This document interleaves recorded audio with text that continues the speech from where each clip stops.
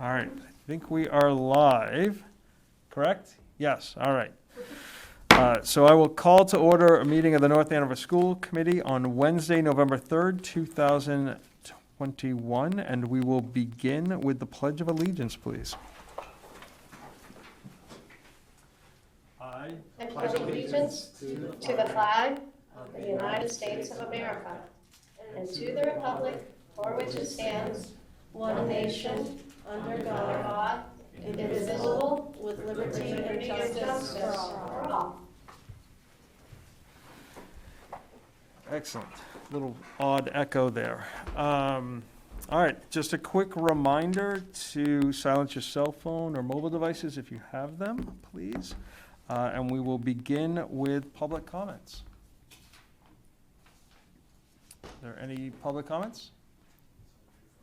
You can be the first. Yep, and just name and address for the record, please. You got it.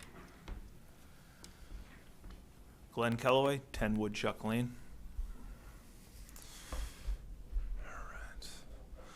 So as the citizens, we go grocery shopping, to the mall, attend concerts and professional sporting events, both indoors and outdoors.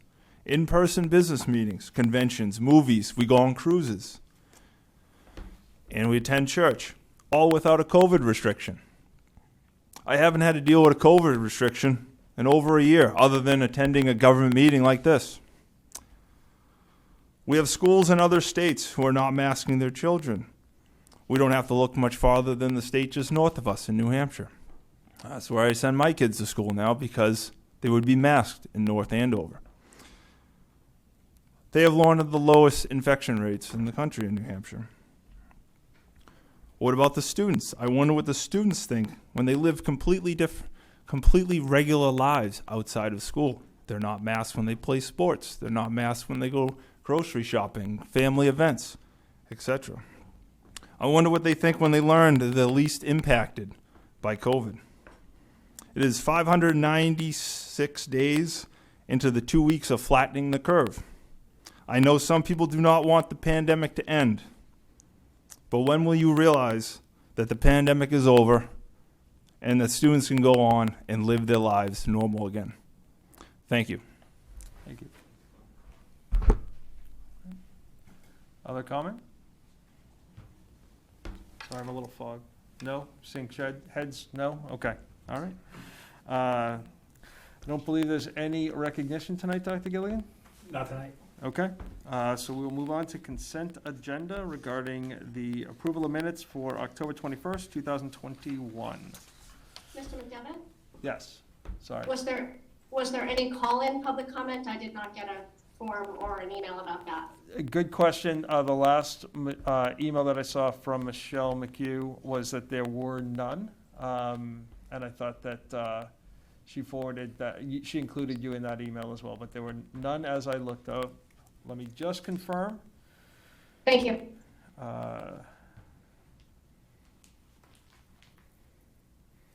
it 1 second to refresh. Nothing new has come in. Okay.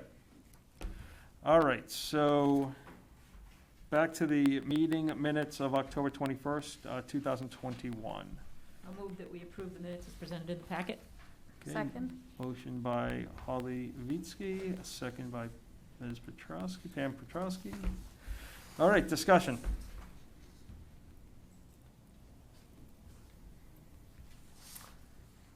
Don't see any discussion, so I will call for a roll call vote. Ms. Picard? Yes. Ms. Vitsky? Yes. Ms. Petrowski? Yes. Ms. Mavely? Yes. And the chair votes yes, 5-0. Excellent, thank you. All right, we are on to the student reports. I think I saw earlier Ethan and Lindsay. Hello. There you go. Just before you start, for people who may not know, the presentation that Ethan presented last week is actually linked to the documents from the meeting on the 21st. So thank you very much for that. Okay, go ahead. All right, it's nice seeing you guys on a Wednesday. We're going to start off with the robotics having a competition on November 20th. People can sign up to volunteer for the event to support our teams. And you can contact either Mrs. Hurst or Mr. Motherway. Fall sports are beginning to wrap up and winter sports are on the horizon. The deadline for the winter registration is November 12th. The Interact costume and clothing drive was successful. We assigned 8 costumes to shelter kids, 5 bags that went out for costumes, as well as 3 for clothing. The GSA Halloween party on the 29th was a success, so congrats to the organizers and leaders for creating such a fun event. And just this Monday, Student Council cleaned up our campus, and the kids did an awesome job and were super competitive at gathering trash outside the school, so Naz is a little cleaner now. In other news, the North Andover High School Model United Nations has its first in-person conference for this year and its first in-person conference since the start of COVID, planned for UMass Lowell on November 19th and 20th, so hopefully things stay safe until and through that point. Also, Senior Night, October 29th for the North Andover Music Association seniors and the North Andover High School football and cheerleading seniors was held last Friday, October 29th. In addition, the 8th grade night for 7th graders and 8th graders is November 17th, 2 weeks from now, and the North Andover High School and some of its clubs are preparing to impress all these middle schoolers with our school and our school spirit. In addition, today was the second dose of the Pfizer vaccine clinic for North Andover Middle School and North Andover High School students over the age of 12. In other news, the Drama Guild just held auditions on Monday and callbacks today for its musical, Mamma Mia, which we plan to be our first in-person musical since, of course, the start of COVID. It is planned as of now to happen in early February, and hopefully, again, COVID does not interfere with any of our plans in this. And our final piece of news for tonight is that, of course, first quarter of this year is ending this Friday, November 5th. And so all students and teachers are checking to make sure that all assignments are passed in and graded and that we finish first quarter strong and start off second quarter even stronger. Thank you. Awesome. Thank you. Any questions for the students? Ms. Picard? Ms. Vitsky? Ms. Petrowski? No, thank you. Great job as usual. Ms. Mabley? I just want to share one thing that I received from Ms. Carroll, who I think is the advisor for the Interact Club, a letter that she and that Lindsay received praising the work that group did with that costume drive and how it made a huge impact on the kids that they serve. So I wanted to mention that that recognition was given, and congratulations to Lindsay and the Interact Club for such a special event that they put together. Very supportive. Great job tonight as always, and I think the only one quick thing I would say is Monday, I think it was 4 o'clock, the high school hosted the unified basketball game, and I was not able to attend, but I have heard from a number of people that there were a great student participation and support and encouragement with that, so hats off to you guys for supporting your classmates with that. Good job. Thank you. All right, you guys are welcome to stay and free to go if you wish. Thank you. Thank you very much. All right, have a good night. you. Enjoy your Wednesday. All right, Dr. Gilligan, we'll move over to you with the health update. Yeah, and before I start with the health update, I just want to mention the Unified Basketball Monday was awesome, and a big shout out to Marcy and her whole crew and Coach Burr and the crowd, tremendous. But also we had a couple dozen North Andover firefighters and police officers there with the trucks and the cruisers, and they clapped them all in along with the North Andover cheer team. And it was our first one of the year, and it came right down to the end, and we pulled it out at the end. It was just, the atmosphere was electric. So awesome time. I'd like to invite Cheryl Barzak. It's nice to see you, Cheryl, for our health update and an update on our upcoming vaccine clinics. Instead of me reading you the numbers from home, I put together a one-page sheet, and we can link it to the agenda after. We'll just start with how I normally present with the number of cases we have currently active in the school community is 27. And what we've been reporting each week to DESE, and here is the new positive cases each week. and how many by-next symptomatic tests we're doing, and then the test and stay, and then how many close contacts out of school, which of course we want to continue to decrease that number and try to keep as many students in school at, whenever possible. So that's the numbers for this week: 10 positives, 26 by-next symptomatic tests, 21 test and stay, multiply that times 5 because it's 5 days of test and stay, and then 7 out of school this week. Questions on that? And that's only our students, correct? Students and staff. Students and staff, okay. I thank can you. separate it out. This week, there were 2 positive staff.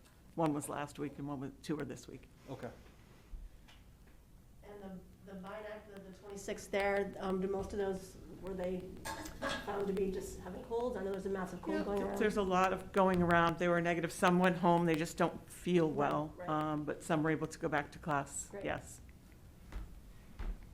And the on-call, only because I'm continuing to do it, today was a little bit active, and I'm finding that when we have a day off, the next morning there seems to be more phone calls. So Mondays, heavy phone calls, and then today there were quite a few this morning. And again, questions whether they should come to school or not, because the symptoms are a little bit tricky right now. So I'm just being consistent across the district. If there are 2 mild symptoms, I ask that they be tested. And of course, if it's one of the one that are bold in the letter, like a fever and loss of taste and smell, to not go. But a mild cold, you can come to school. With just a cough, you can come to school. So if there's just one symptom, it's okay. Great. The vaccination status for the high school, we've increased the number again, and these are just what the numbers are, and that's as of today. So the students mentioned earlier, we did have the second dose for 9 high school students today, and they're in that number of first dose only. Next Wednesday will be the middle school students for their second dose. So I thought that our number was a little bit higher. Am I? So I did, last week or the last time I was at the Yep. meeting, I didn't separate the first dose only. They were in the fully vaccinated number. Okay. For some reason, I was thinking we were more 78, 79. I could be mistaken, but I thought. So when you add in the 31, so on November 24th, we'll be at almost 79.9. Okay, so your 77.7. Does not include the 31. Does not include that, Yes. okay. And you Do you probably want said me it to and I change missed it. that? Sorry, it's under fully vaccinated. Makes sense. Okay. I see, okay. Yeah, 79.9 on November 24th. All 31 will be fully vaccinated. So 79.9, Desi says 80%, and then we can be voting on that. Yes. So that's one student And we, or staff? yes. Okay. All right, one student or staff away. Okay, And as Dr. Gilligan mentioned, I just came from the flu clinic, very, very well-attended flu clinic. The second dose of the high school was today. Next Wednesday, the 10th, will be the second dose for the middle school, as well as the COVID booster for all school staff. And over 200 staff have already signed up for that. So people are Good. very interested to receive their booster vaccine. That's okay. And then on Thursday, next week, the day, Veterans Day, Greater Lawrence Family Health Center is going to provide a COVID vaccine clinic for children 5 to 11. Actually, it will be for all families. It'll be for anybody that wants to come from North Andover, from 2 to 6. We just found out, of course, today was the exciting news that vaccine is now recommended for children age 5 to 11, and so the doses can start being given out today. Some pediatric offices are doing that. Greater Lawrence already has all of their doses, and they'll be starting clinics very soon, and ours will be next Thursday. okay. So we have a COVID task force meeting tomorrow, and I spoke with Cheryl just prior to this meeting with this new news coming out, and we'll blast out a flyer based on tomorrow's meeting and all the information out to families so that they can come and participate on Thursday, the 11th. Any questions? So we'll just go around the room, if you don't mind. We'll start virtually. Helen? Thank you. I don't have any questions, but it would help me in the future if you could highlight where on the chart you're talking about, because it takes just a few minutes to get acclimated to where the chart is, and then you've gone through the information and I'm catching up. So, if you could just, put a highlight on the week that we're talking about, or the column, or the, wherever it is I'm supposed to be looking, that would be helpful to me. Thank you. Okay, Jim. No questions. Ms. Petrossi? No questions. Thank you for getting all of these clinics set up so quickly. That's really exciting. I know last year when the vaccine first came out, it was really hard to get a vaccine or an appointment, so this is really exciting. Thank you. Ms. Mabry? Thank you. I appreciate it. Did you have questions? Nope. Okay. So, one, I think, to offer the clinic, I think you said the high school, is that correct? It's at the high school next Thursday, yes. Next Thursday, okay. 2 to 6, again, great, fantastic. I think as we start to track students who have doses, anyone who gets a shot is then notified through Mass Health, correct? And then you are able to track that, is that? So it's through the MIIS, Massachusetts Immunization Something System. Okay, all right, okay. So I think it would be really helpful to start to track where we are from a school perspective. From each school. For each of So our I'm already schools. doing that. I only presented the high school because Yep. that was so close. Yep, yeah, no, it's absolutely close. I think, with the 6th graders, most of them, probably 2 to 3 months worth are eligible for Mhm. that. Now there's certainly that under 12 range that's going to jump in. I think it's 5 weeks from the shot date, so, there can be some good conversations and good votes, hopefully in the next couple of weeks. But, that is state mandate 80% by school, so important to start to track that by school. Okay, awesome. Andrew, it's 3, 3, not 1, it's 3, to get to 80%. 3 students, okay, Or perfect, staff, okay, yep. Also, Mr. McDevitt, I did just think of a question. okay. For the 5 to 11s, is it one dose only, or do they have to do a second It's the shot? same thing. It's a smaller dose. But a double. And the second dose is 3 weeks later, and then it's 2 weeks after. Thank And you. it's all Pfizer, right? For the, So it's Yeah. Pfizer right now for that. For the booster, they can receive any of the 3 vaccines. Okay, and if a staff. family is coming for that, I assume one parent, like, when we send out a flyer or something like that, if they need. They I'm need just one saying, parent to give Form of permission. ID, anything that they need in order to get that, we should make sure we are very clearly kind of putting that out there. So in in our COVID task force meeting tomorrow, we will put all those details together to Awesome. make sure that it's a clear flyer, information to go out to everyone. Okay, yeah, the last thing we want So is. I'm not sure yet if they should sign up ahead of time, like, we don't have that information yet from Greater Lawrence.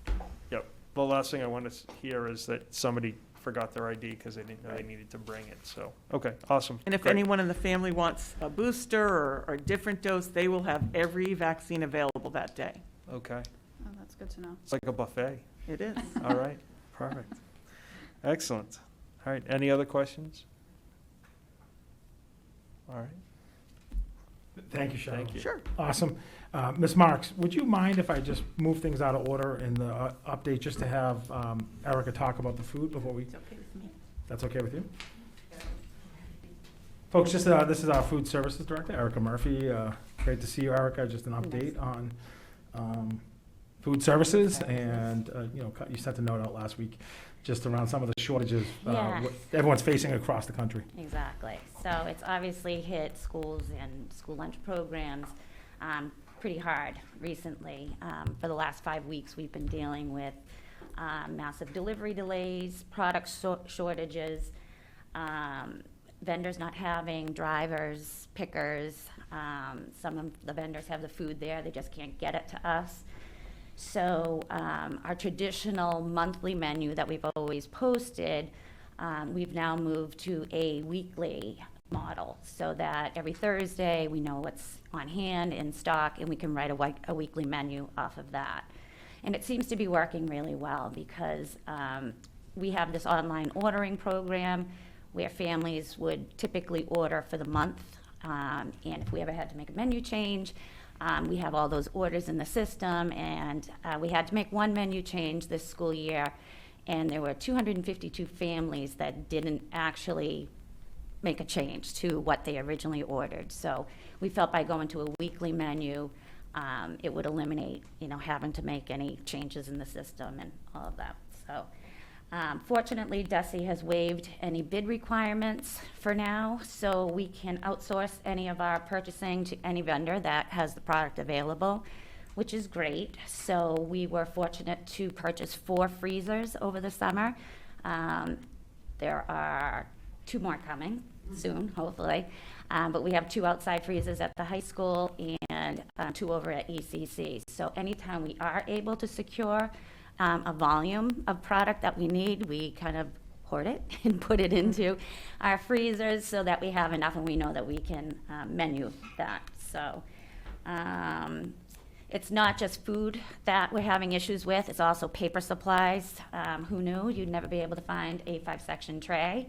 And we've been having to get very creative because the younger students obviously have difficulty managing the trays, getting back to their seats and things like that. But we have found a few paper vendors, local paper vendors, that have gotten pretty creative in getting us what we need so that the kids have, a tray to get their food back to their seats.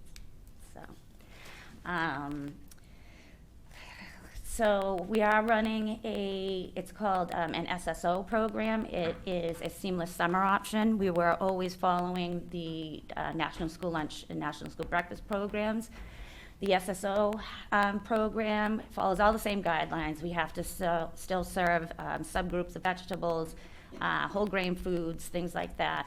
But SSO allows us to provide free meals to kids 21 and under. Where the National School Lunch Program was obviously school-aged kids. So we are actually one of the only school districts in the state, or what I'm told from DESE, that is still running a meal distribution line. So we partner with Project Bread, and we're considered an open site, so anybody from anywhere can come and get food from our meal distribution line on Wednesday nights from 5 to 7.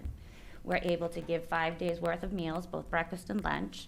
Over the summer, we were able to give 7. They've decreased it to 5 since the kids are back in school. And they feel that, there's no longer a need to provide food for 7 days a week.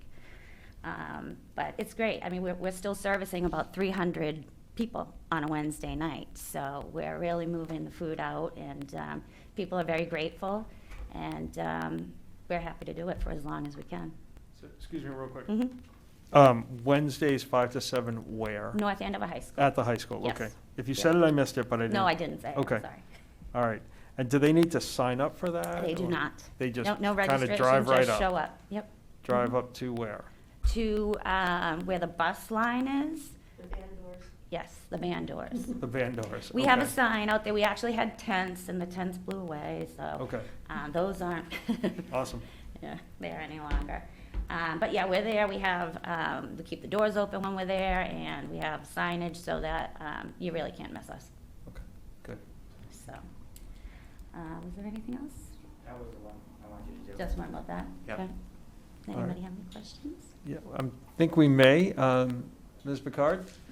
Yep, I have a few questions. Thank you so much, because my first question was going to be whether or not we thought we were going to be able to serve unenrolled students, and I'm glad that we are. Yes. I'm wondering how that information is being shared with the community. It's on our website. We have a Facebook page. We send out weekly, just reminding people that we're there and food is available. We have signage out at the town hall. We send things out to the library, advertises for us as well. I'm sorry, I missed the beginning of that. Has it gone out with like the all emails, like from the select board or from the town office or anything like that? Not that I'm aware of, no. But I To do know me, that, I think that would be good because, families that aren't connected or who, are working a couple of jobs and have their kids in daycare or may not be going to the library, Mhm. may not yet be enrolled in the North Andover Public Schools. So I think sharing that information is really important, and obviously it's getting out at least by word of mouth, and Right. in addition to all the things that you're doing. So thank you for that. I have 3 more questions. One, I'm wondering if we're taking advantage of the grants for the food storage. Yes, so there's an equipment grant that's current right now that we're working on. Okay, so we are working on that. Yep. And is that how we got the freezers that you're currently using? Not with that grant, no. We actually used money that we had from COVID meals and servicing over the summer. Excellent. Well, thank you, again, for doing that. I know we've had conversations in North Andover about reusable trays. I know we've talked about the impact on the environment, and my recollection was that the impact of washing trays and the impact of having those reusable trays are petroleum products. So I'm just wondering if you have any, I imagine you've talked about that, so if you could fill us in a little bit on reusable trays versus plastic or paper trays. Interestingly, the trays that I am able to secure now are biodegradable, compostable. So that seems to be working really well. We are still waiting to start the compost programs at middle, high, and some of the elementary schools. It's just been crazy trying to get the kids back into the lunchrooms. So I see something starting up soon. Okay. And at this point, you're not considering reusable trays, is that correct? We don't have any dish machines. That's the problem. See, that's helpful. Yeah, so thank you very much for reminding us of that. Our dish room years and years ago at the Atkinson has since turned into a classroom, I think. So that's kind of where some of the dish rooms went. Okay, so that's a topic for another time. And then my last question is, do we have any CEP schools? No, we don't. Okay, and well, I is that because we're not? I shouldn't say that, yes. Currently, we're not qualifying because we're running under the SSO. Prior to, Atkinson was our CEP school, so that allowed us to offer the summer food service program at the library. And when COVID first started, because we had one CEP school, though we weren't following the CEP program, we just qualified for it. But because when COVID first started, we were allowed to service from the high school all of our meal distribution lines because we once qualified for CEP. So we are not currently offering free meals for all students at any of the schools, even though we have qualified for the CEP program? All meals are free through June 2022. Oh, that's right. Okay, Yes. sorry about Yes. that. Sorry. Yeah. We don't need Yeah. CEP right now. Yeah, exactly. Thank you. Thank you for making You're this welcome. connection. Yep. And for those who don't know what CEP is, that's the Community Eligibility Provision or Program. Provision. And so if you have a certain percentage of students who qualify for free and reduced lunch, all the students within that community can receive their meals for free, and we get reimbursed at a certain percentage through the state program. So thank you very much. You're welcome. Awesome. Ms. Vici? I'm just curious if you have numbers on how many students are availing themselves of the free lunches. How many are? How many students are taking advantage of the free lunches? We're serving about 3,000 meals a day for lunch. Wow. Yep. So they get one free breakfast, one free lunch. Breakfast is always a struggle because the kids don't get to school early enough to have breakfast. But high school, middle school mostly. But lunch, we have everybody, pretty much almost all the students take advantage of the free lunch. And then if they want another lunch, they do have to pay for that. So. Thanks. Ms. Petrossi? So I'm wondering if you have plans or if it's already something that you've been talking about for holiday help for like the families that are coming on Wednesday nights for the, like Thanksgiving and other celebrations that might be coming up. Typically provide like turkey dinners. We did it last year. We had turkey and potatoes and squash and cranberry sauce, and we did bags. And how is that provided to you? Is it from donations? Is it from the same program? It's from the same program. It is. Yep. Oh, that's Yep. great. Okay. Mm-hmm. And then if we're starting to like share this a little bit more, Mm-hmm. right? So I'm assuming you said there's about 300 people 300. coming. Mhm. And so how do you plan, if you don't really know how many are coming, how do you plan the right amount? And if we start sharing it more, So How will that impact you? I earlier mentioned those 2 huge freezers at the high school. Yeah. We always have backup. Okay. So, and we have 2 people, sometimes 3 at the meal distribution line. So if we need more, we can run back to the high school fridge, freezer, whatever is needed. Perfect. Yep. Thank you. Just want to say thank you. I've seen the Wednesday line in action when I dropped my daughter for band, and it's fantastic. Thank you. And really proud of what you guys are Thank doing you. and your whole staff. Really Thank you. appreciate it. Yep. Thank you very much. Thank you. Thank you. I didn't know if I said that. This is awesome and fantastic. Thank you so much. Quick question. You mentioned that breakfast is a little bit difficult. I think sometimes with buses and when kids arrive, Yes. certain people would say, breakfast is the most important meal of the day, right? It And is. that's kind of how Yeah. you kind of get jump start. Is there anything that you can think of that we can do in terms of trying to provide some of those early morning? Well, when we had COVID, we did, and what DESE is encouraging is second chance breakfast. And that is typically served after first period. We deliver it to the classroom, and we currently do it at Atkinson and Thompson now. Okay, But it went over really well at the high school and middle school great. when we were running the hybrid model. Great. Amazing job, so fantastic. And I'll just share quickly. I was at a family function recently, and a cousin's wife is a teacher, and she was talking about how her community, which is a wealthy community in Connecticut, how they couldn't figure out how to serve food during COVID to the kids because they weren't coming to school. And so I started just talking a little bit about some of the work that you and your staff have done. And she was just like, that's absolutely amazing. I can't believe you guys could pull that off. Thank you. Yeah. I can't even imagine. And at some point, I would love for you to kind of just give us some update, the number of meals that you've served since we started this back in Well, March. I think at our little dinner that we had at the end of the school year, I think it was since COVID, March, we served over 850,000 meals. That's amazing. Yep. Amazing. Yep. Great job. So, yeah. Thank you so much. A lot of work, but. Yeah. Well, you have a great team, too. Thank you. So, awesome. Thank you. Thank you. Thank you so much. Thank you. Appreciate it.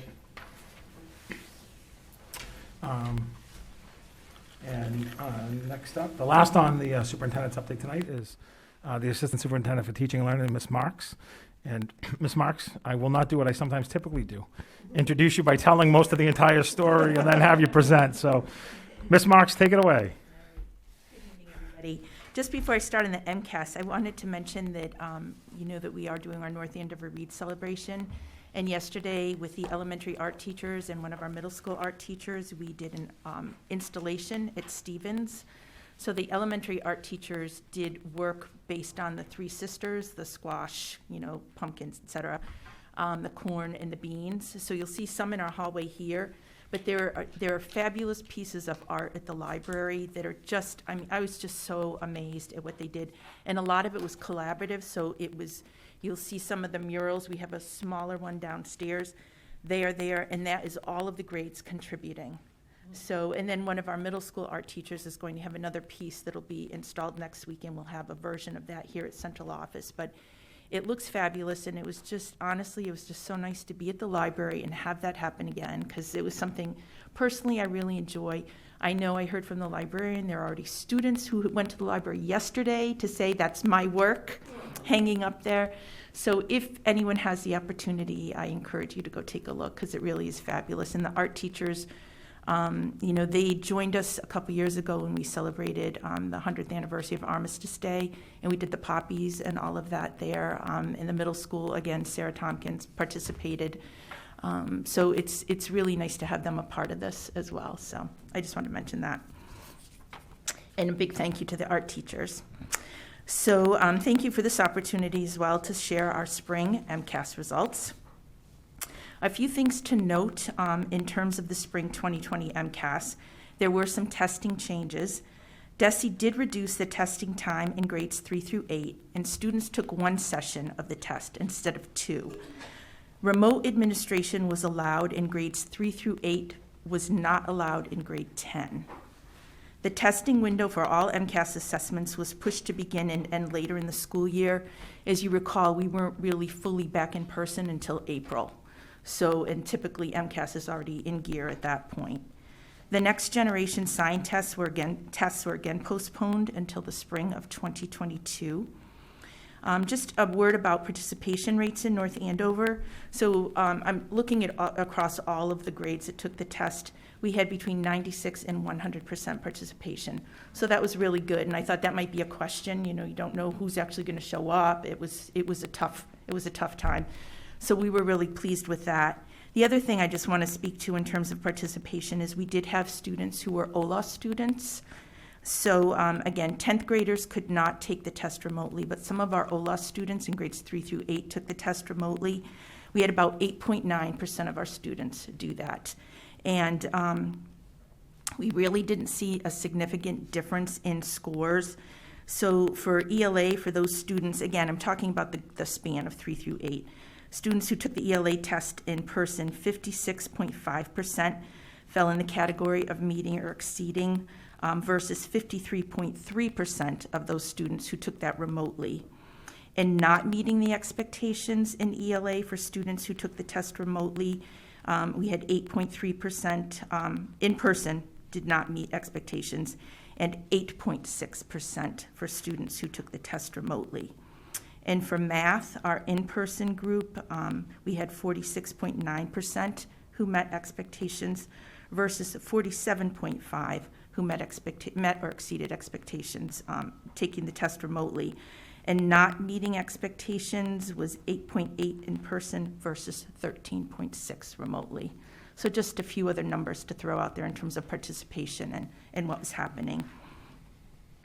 The intent for DESE, for the MCAS, they have stressed this, was for diagnostic purposes.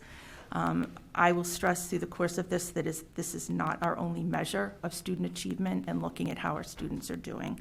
And really, there were no surprises in our results based on information we've received from DESE about results across the state. So I think we fall pretty much as most school districts did. So this chart shares with us the average scale score in North Andover versus the state average. So the blue boxes are North Andover, the red line is the state average, and you will see that we remain above the state average for our MCAS scores last spring. So when we look at ELA for students in grades 3 through 8, this is all students together. This is not any subgroups pulled out at this point. In 2018 and 2019, both those years, we had 61% of our students meeting or exceeding expectation. In 2021, we had 53% of our students meeting or exceeding expectation. Students partially meeting expectations in 2021 increased by 4%, as did those not meeting expectations. In math, again, 3 through 8, all students. In 2018, we had 60% of our students meeting or exceeding expectation. In 2019, we had 62%. Just a reminder, there was no test in 2020, which is why you don't see 2020 on the graphs. In 2021, we had 44% of our students meeting or exceeding expectations. We saw a 13% increase in those partially meeting expectations, and a 5% increase in those not meeting expectations. Math is the biggest area that the state has seen a drop in scores, so we are, again, as I mentioned earlier, following that pattern. DESE has provided a number of math grants, and kudos to Kara Larcombe, who has applied for those grants. We've gotten, I think, everything she has applied for. It has provided additional resources for us and additional professional development. We have an upcoming PD, early release day on November 17th, and our 3 through 5 elementary teachers will be in a math PD supported through that grant around Eureka Equip, which is another assessment tool, again, referencing back to not using just the MCAS as an assessment. In the summer, DESE also directed us for our Acceleration Academy that math was to be the focus in grades 3 through 5. They also, about a month and a half ago, sent an email, which I responded to, looking to see who might be interested in running Acceleration Academies for math again, and I did submit a letter of intent that we would be interested. For the summer or for School vacation weeks. I'm sorry. They said anything, so we'll have to see what they come back with. They haven't come back with anything Okay. yet, but I did say that we would be interested. Yeah, okay, sorry. That's okay. Science, technology, and engineering, grade 5, again, all students. We only have 2019 and 2021 on here. In 2018, unlike the other graphs I shared, the science test was the former test, so the rating scales, categories are different, just to explain why that looks different. And again, 2020, no test. So in 2019, we had 55% of our students meeting or exceeding, and in 2021, we had 49%, and our students not meeting were up 5%. In science and technology for grade 8, in 2019, we had 50% of our students meeting or exceeding, and last spring we had 44%, with our partially meeting expectation students up by 5%, and our not meeting expectations up by 2%. In ELA, grade 10, again, all students. In 2019, we had 70% of our students meeting or exceeding expectation. Last year, we had 71% of our students meeting or exceeding expectation. There was actually a 5% increase in our students exceeding expectation last year in grade 10. There was a 10% decrease in those meeting expectation. There was a 2% increase in both partially meeting and not meeting expectation. And just a reminder, this test was taken in school, no remote option, and this was not a shorter test. So we're talking about grade 10. So pretty consistent apples to apples. Yeah. Okay. In math, again, all the same things that I just mentioned apply to the math for grade 10 students. In 2019, we had 71% of our students meeting or exceeding. Last year, we decreased. We went down to 60% of our students meeting or decreasing. There was a 9% increase in the number of students who are partially meeting expectations, and a 3% increase in those not meeting expectations. Again, results were similar across the state. Ms. Marks? Yes? Can you remind me, please, MCAS is not a requirement for graduation for this moment, and what level students need to make? Is partially meeting acceptable for graduation, or is that a retest situation? It depends. It would depend. They have not put out all of the requirements for this coming year for graduation, so I could go back and try to explain what last year was. There was competency determinations and things like that for last year. I don't have all of that information right in front of me, Helen. I could certainly get that and refer back, but I don't want to misstate anything. But that's fine. I just thought if you knew that right away, that would be helpful while we were still on those. While we were still talking about the high school. Thank you. Last year, they did not have to be in meeting or partially meeting expectations, meeting or exceeding expectations. There was the opportunity for a competency determination based on coursework that was taken. I think I talked about that last year some. So, but I would have to go back to give you all the very specific details because that has not been in my head right now. So that's fine. I'm sorry to interrupt. Thank you. That's okay. Can I ask a question? What is meant? Can you define partially meeting expectation? First of all, the questions come to me, and if you happen to explain it in your presentation, then that's fine, but we'll continue with the presentation. Okay. So biology, grade 9 for all students. Again, this was not yet the next generation science test, so these are still the former achievement categories. So I did compare 3 years here. So in 2018, the categories were advanced and proficient that would have a student basically meeting expectations. So we had 87% in 2018, 82% in 2019, and 84% in 2021. Again, no test in 2020. And just between 2019 and 2021, our students that fell in the warning, which is concerning, stayed equal at 4%.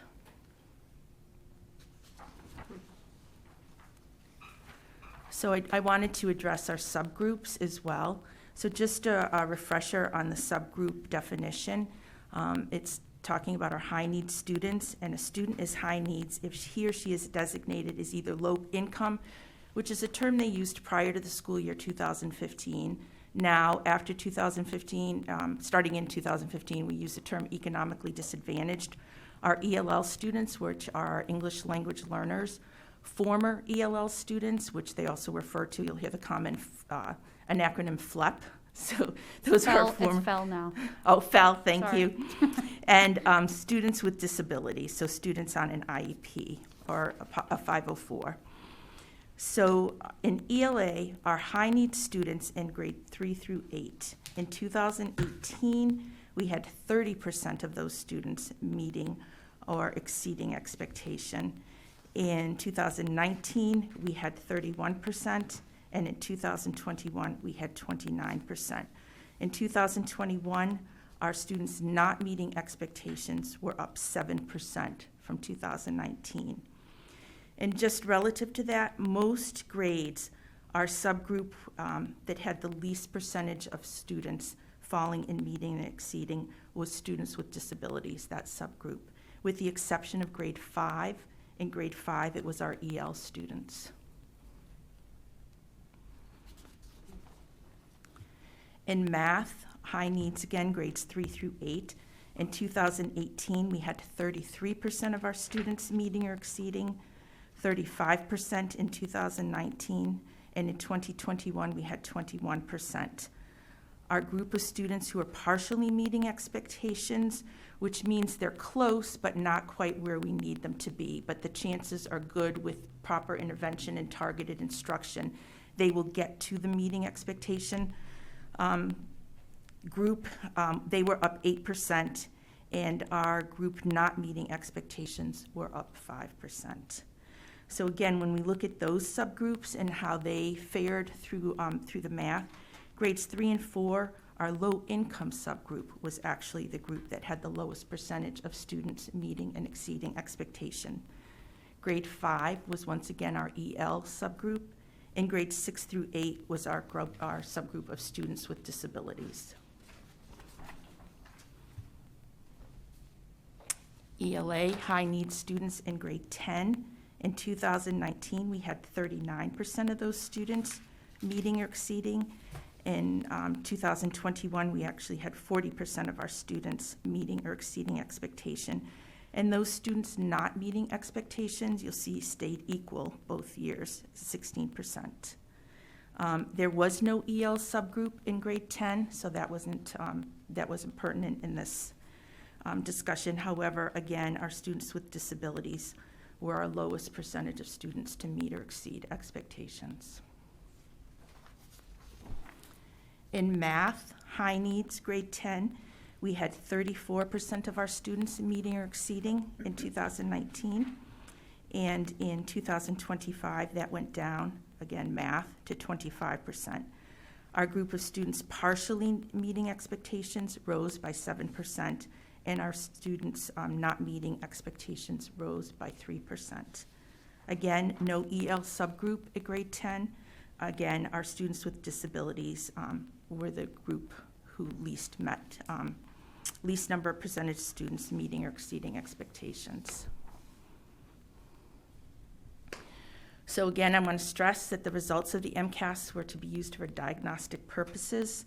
So what we have done is look at our grade level trends across the district. Again, in this presentation, I'm talking broad strokes, district strokes.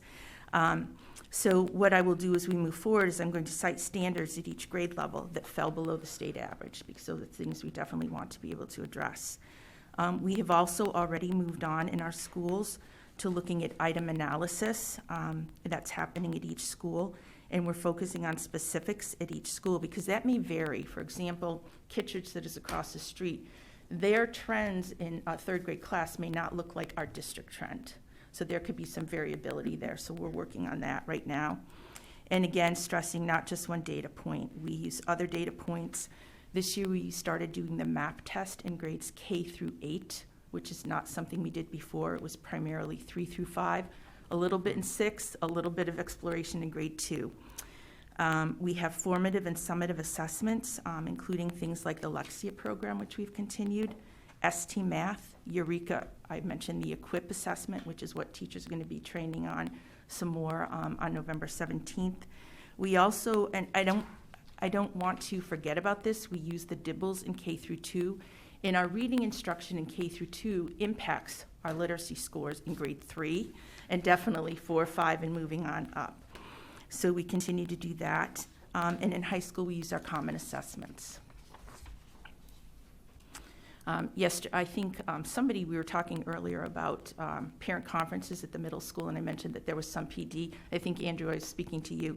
The PD yesterday was around the MAP assessment and how to, all the ways you can look at the data and all the reports that are available so that those teachers become more familiar with that. Great. So DESE has published an acceleration roadmap, and I know oftentimes people talk about DESE and sometimes it's in a disparaging way. I have to say, and this is my opinion, but I think the acceleration roadmap has a lot of fabulous, fabulous information and guidelines in it.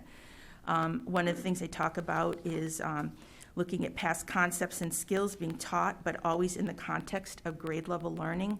Learning acceleration doesn't mean racing through the curriculum, so we're not going to catch up by racing through something, but ensuring that students can spend as much time as possible engaging meaningfully with grade level work. So the big question becomes, how do you actually do that? Because that is a challenge. And one of the things I thought they did a really nice job with too is talking about acceleration versus remediation. So when we talk about unfinished learning, we're looking at acceleration, which is providing consistent access to grade level material, but putting in targeted scaffolds. So when we look at the Mcas, we look at our other assessments. Where do we see in a particular class or with a particular small group of students in that class that they need some additional work, some shoring up, some instruction maybe they never actually had?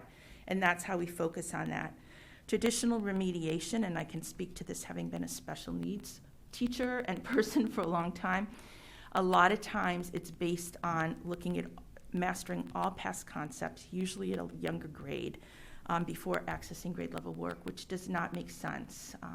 And I won't go off on a tangent on that from my special ed background, but it really does hold students back. So I thought this was a really nice description of this that DESE had provided.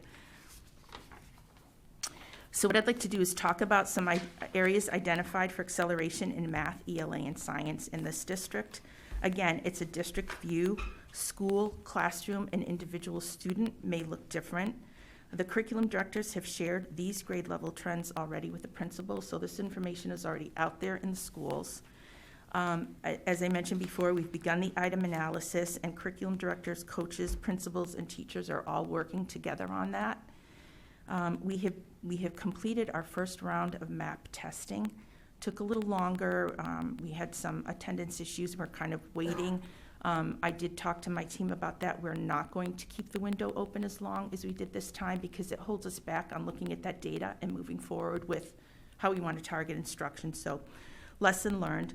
We do have some projected proficiency data. So I think last year when we talked, mentioned that the MAP testing can also, it provides a projection for who will be proficient on the Mcas in grades 3 through 8. So we do have that data, and we're going to start to look at how we target standards and students with that data as well. So again, kind of circling back to not just the Mcas as a data point. With principals and teachers, we're also working on building assessment literacy, and we're doing that through the MAP trainings, through some work, which I'll talk about in a little bit, that we're doing with Boston College and our data meetings. So I'm not going to read every one of these. I'm going to kind of highlight this a little bit. But areas identified to focus on and to look at in terms of accelerating learning. In grade 3, again, this is the district, the broad view. We have to work on some characters, feelings based on details in ELA. And in math, we had some geometry that we need to look at. So again, I mentioned before that grade 3 is not just about what instruction happens in 3rd grade. So I just wanted to mention that something that's happening as early as kindergarten, focusing on ELA to get our kids up. I mean, to have only one standard is pretty good in 3rd grade when kids were not in school a lot last year. So we do begin that whole ELA focus as early as kindergarten. We have curriculum maps that we provide to the teachers that are aligned with the DESE literacy guide and our standards. I think we shared some of those last year at one of these meetings. We also have data meetings in collaboration to support implementation of evidence-based early literacy instruction and also to form targeted small group interventions. In addition, we have collaboration with our EL teacher, specifically focusing on our read alouds, which is an important part of early literacy instruction, with rich vocabulary and discussions to support those students.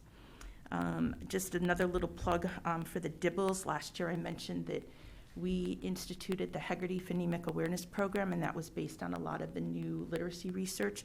And I know we all have a little bit of PTSD coming forward with our Dibbles data, and you see the red and the yellow, and sometimes you don't see as much green as you want. We have our first round of Dibbles done, and our first grade classes look phenomenal in terms of the phonemic segmentation, so phoneme segmentation on that test. So we were really pleased with that. So that was really, kudos to Tiffany Goddard, principal at the kindergarten. Kids were only in half day. It was new to the teachers. They were trying to manage all of the things that they were trying to manage, but they did that, and we have seen a difference. So it's really exciting. Just in terms of math, I mentioned, one of the things obviously we have to work on is geometry there. Grade 3 in one of the schools is using the Zern digital lessons to really deepen their understanding of the Eureka core content being taught, and they're doing that during their morning work or centers. So just explain some of the ways that we're using some of the tools we have to address what we are seeing here. In grade 4 in ELA, you see that we need a little vocabulary work on the meaning of a word in context. In math, we have some work on quadrilaterals and patterns. So another example, another school, 4th grade in math, are looking at station rotations to address the varied needs, so that differentiation. They are using reflex or frax for independent work.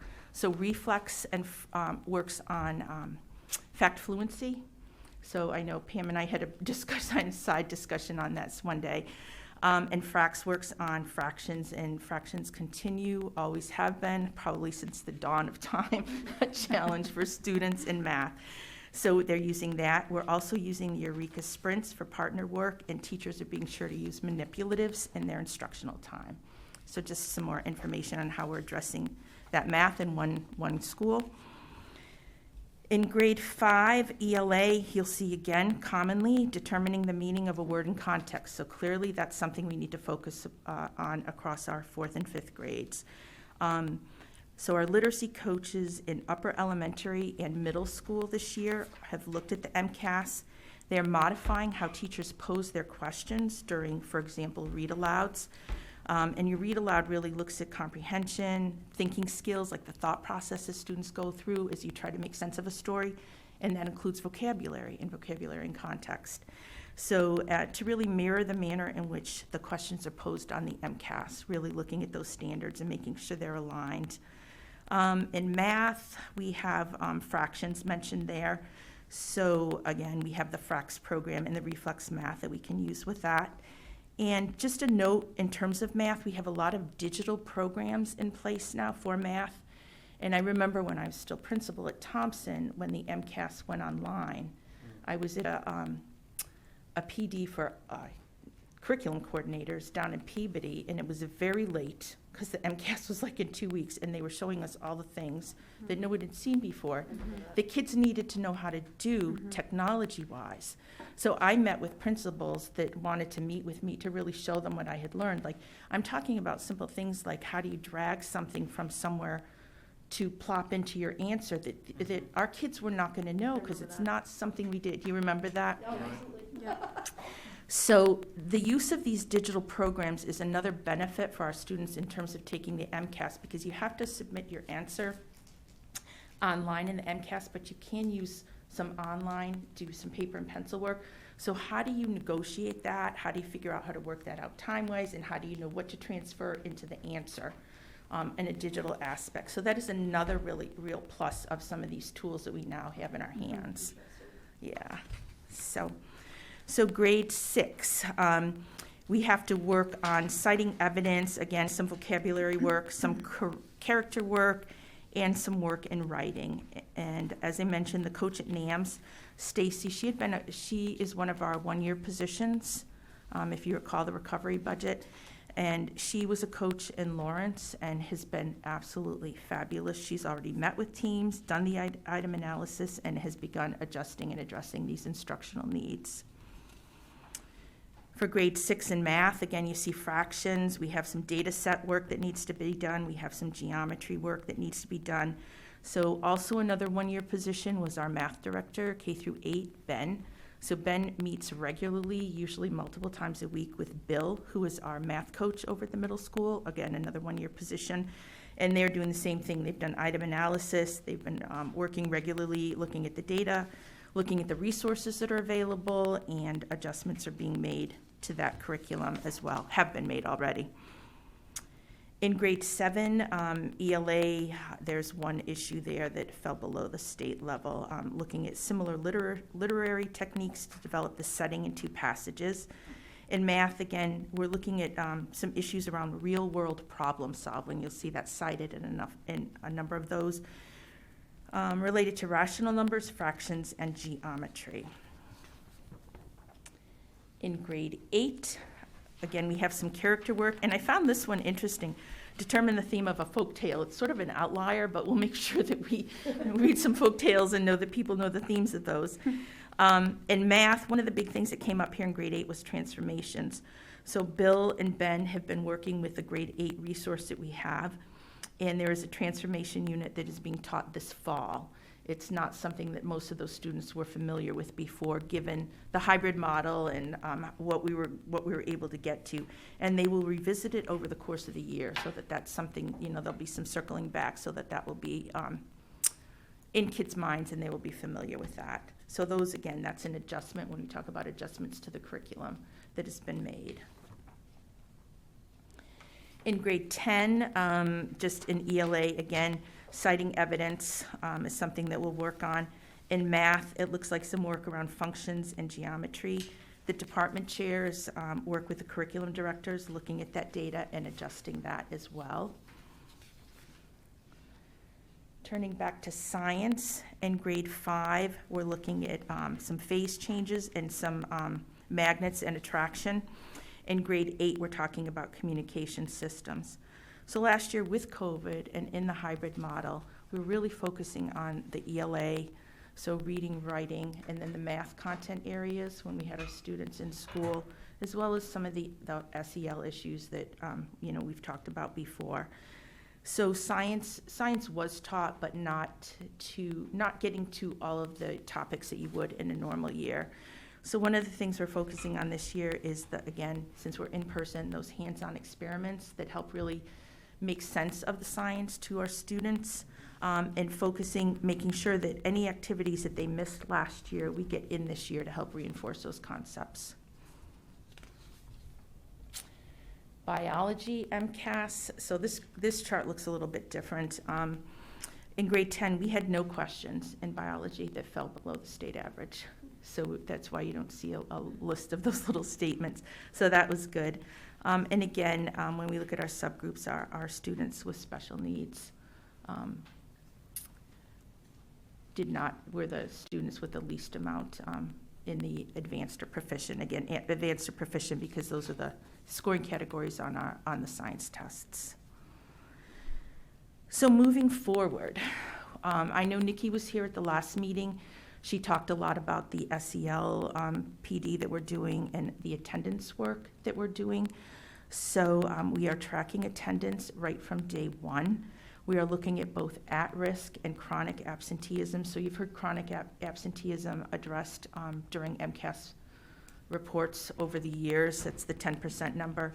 But we're also looking at students who are in school less than 94% of the time. And we have protocols in place. So, identifying those students, reaching out to parents, the protocols advance as you go down, and if we are still not successful in improving attendance, to having our attendance officer go out to the school, connecting with the family, to, if we need to, filing on students. So there's a lot more documentation in place and a lot more outreach in terms of the attendance for our students. And those protocols and those teams are together in all of our school buildings. The teams are not exactly, it's not always the guidance counselor and the principal in every school. The teams look a little bit different depending on the level, what's happening. So professional development, I mentioned some of the math grants. I know Nikki talked about some of the SELPD that we've done. We've been heavy on the SELPD in the beginning of the year. I mentioned that we have some Eureka PD coming up. Also on November 17th for our K through 2 teachers, we have a early literacy PD with Dr. Joanna Christodoulos through MGH. So she will be doing that PD with our teachers there. Some of the coaches, myself, have been to some of her professional development. She's excellent, and we were able to talk with her and really look at what we need here for that PD. So we're looking forward to that. We have purchased research-based curriculum materials. As I said, I keep repeating the same things, but Eureka, Zern, ST Math, the Haggerty, the Foundations. We are using the DESE Literacy Guide for practices, and we submitted our ESSER 3 grant early, but we have not received approval. I know that they have a lot of grants on their table. We did check to see when we might hear, but within that grant, we have money set aside to continue to look at our early literacy materials and updating those. So we have our Boston College work on equity. So last year, Kristen Ando and I began meeting monthly with our principals, looking at issues of equity, and we continue that work. We had our meeting today, and I shared with Greg earlier in a conversation just how rewarding that work is. The principals have been just phenomenal in terms of their own openness, their own vulnerability, and honesty in talking about these issues. So it's just, it's a very gratifying experience for both Kristen and I, and hopefully, I believe, for the principals as well. But we just look at biases, our expectations, gaps, and this all wraps into our data work. That is also with a consultant from BC, and this is a 2-year commitment the district has made. So we had one meeting with our principals and the BC consultant in July. We met out at the Stevens Estate, and then we started in September with meetings again. So we meet monthly with our curriculum team. That includes our coaches and our principals, and we look at data. So we do that both with the Boston College with a whole agenda there, and then we also meet with them, and this is at the request of the principals, once a month to help support their knowledge and their growth in terms of looking at data and the data process. So again, kudos to our principals. They at our July meeting, they said, Laureen, could we do another meeting where we get together and we can ask questions and get support on things that we need information for? Because they also have homework that they have to bring to these meetings, so we have to be ready and prepared. Assessment tools, I mentioned a lot of them already. I do want to also just say that the MAP testing that we're doing in K through 8 is our second approved dyslexia screener. Dibbles is our first, so just to make sure people are aware of that. I won't repeat all the others that I've already talked about. I did mention coaching. I think coaching is really important. We have added coaches with our recovery budget, so we appreciate that very much. In terms of literacy, we've designated certain coaches for certain levels. So Anne is working at the ABEC, really targeting that early literacy. We didn't have a lot of literacy programming in preschool, and a lot of those students go into kindergarten, so she's really devoted there, working on that. And again, kudos to Tiffany. Tiffany is a great instructional leader, so it's a really great partnership we have going there. Nicole is one of the coaches we hired in a year position. She's focused on grades 1 and 2. Jackie is grades 3 through 5, and I mentioned Stacy at the middle school, who is grades 6 through 8. In math, we're divided up a little bit differently. We have a coach that was already in our budget, and I don't know if you all recall that the coach we had some medical issues, so we have a coach that we hired in that position, and then one in the recovery budget for a year-long position. So Claire is one of those coaches, and she is at Atkinson, Thompson, and Kittredge. And Laura is another math coach who is at Franklin and Sargent, and then we have Bill at the middle school. We have our department heads at the high school.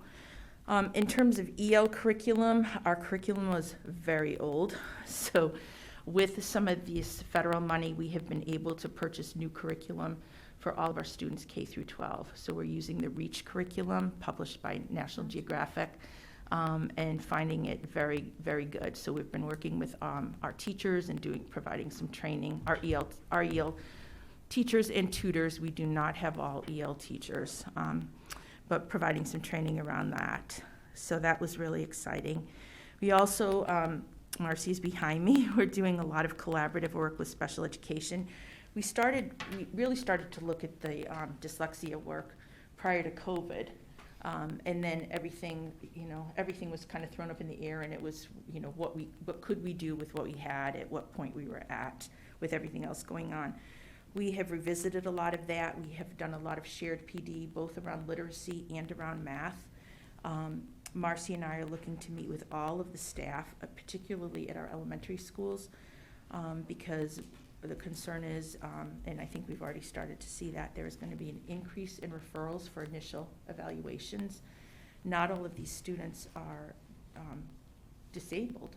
And the last thing any of us want to see is a child have a label put on them when that's not, in fact, who they are or what they need.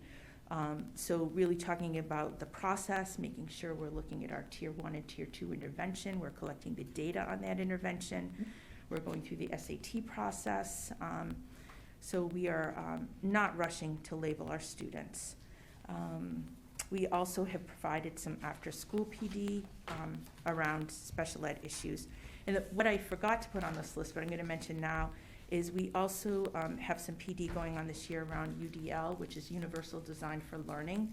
So we have a consultant from the SEAM Collaborative. She's already met at the high school. She was in there for a week. She's at the middle school. She will be at the ABEC in December, and then in the new year she will be at Atkinson. We also have some book studies going on after school in our after school PD sessions around UDL as well. Again, meeting the needs of our diverse learners and all of our learners. So I know that was a lot of information. So. Definitely. I think there might be some questions. Okay. I will do my best. If no one else, I know Ms. Petrowski has scribbled about a pen and a half. So we'll start with Mrs. Picard. Thank you. Yeah, I have a lot of notes and probably a lot more questions than I'll ask right now. But I did give you a heads up in an email when I saw this presentation that my big questions are there any big surprises in this data as compared to the 1,000 plus assessments that you went through last year? Are you seeing what you expected given what you already knew? That would be my first big question. Do you want me to answer that now? So I would love that. Question one at a time. Yeah, I tried to incorporate some of your questions, Helen, that you sent me into the presentation. There were no big surprises. I think what we're seeing is, what we're seeing with the Mcas is pretty much what we're seeing right now with assessments that we're doing. I will be interested to see our mid-year assessments with some consistent instruction and where we end up there. Okay, and then along those same lines, is it your understanding that parents would have been fairly well prepared for what they would have seen about their own child? So if a child was either partially or not meeting expectations, were those parents that we've been in touch with because we've had concerns about those kids? Are those the kids that we invited into the Acceleration Academy? Are those kids whose grades would have reflected partially meeting expectations? They'd maybe be in the C or D or F range rather than the A or B range. I would say yes, and I will also say I have not had, once the MCAS results went out, I did not have any principals reach out to me or to the best of my knowledge, and I meet with them pretty regularly, any of our curriculum directors to meet with a parent saying, oh my gosh, I had no idea this is what was going on with my child. So I would say yes. Okay, that's very helpful. And when we talk about this being a diagnostic rather than, we've always called it before, this is a summative assessment for Help me understand that difference. So I think the students were not in school regularly since March of the year prior. So it's hard to do a summative assessment when you can't count on every school having the same access, or most of the students having the same access to the instruction that they would have in prior years. So Desi said, I know there was a lot of talk about whether, there are a lot of people who feel that the MCAS should not have even been given. It was unfair to put kids in that position. It was stressful. They were finally just coming back into school in April, and all of a sudden they're going to have to do the MCAS test. So they did a shortened version trying to target specific standards for us to use when we looked at that as a district for where were our students functioning and what do we need to focus on for our students. So that would be the difference. It's not like, oh, this is what you accomplished in the year and this is where you ended up, because no school could really measure that given the type of education that was happening during a pandemic. Okay. And then I just want to make the clear connection. When we're talking about what are one-year positions right now, where we may have multi-year needs from students, those one-year positions could be renewed as one-year positions with ESSER 3. Is that correct? That is correct. When the grant was written, there was money put in for staffing that may be able to prolong some of these one-year positions. There's also in our budget that was presented before, for example, EL teachers. Those are in that budget. We did do something with recovery money around that, but that's also in our regular operating budget that we presented prior to COVID moving forward. So There are two ways that some of those positions, if they're doing what we hope they're doing, may be able to stay within the district.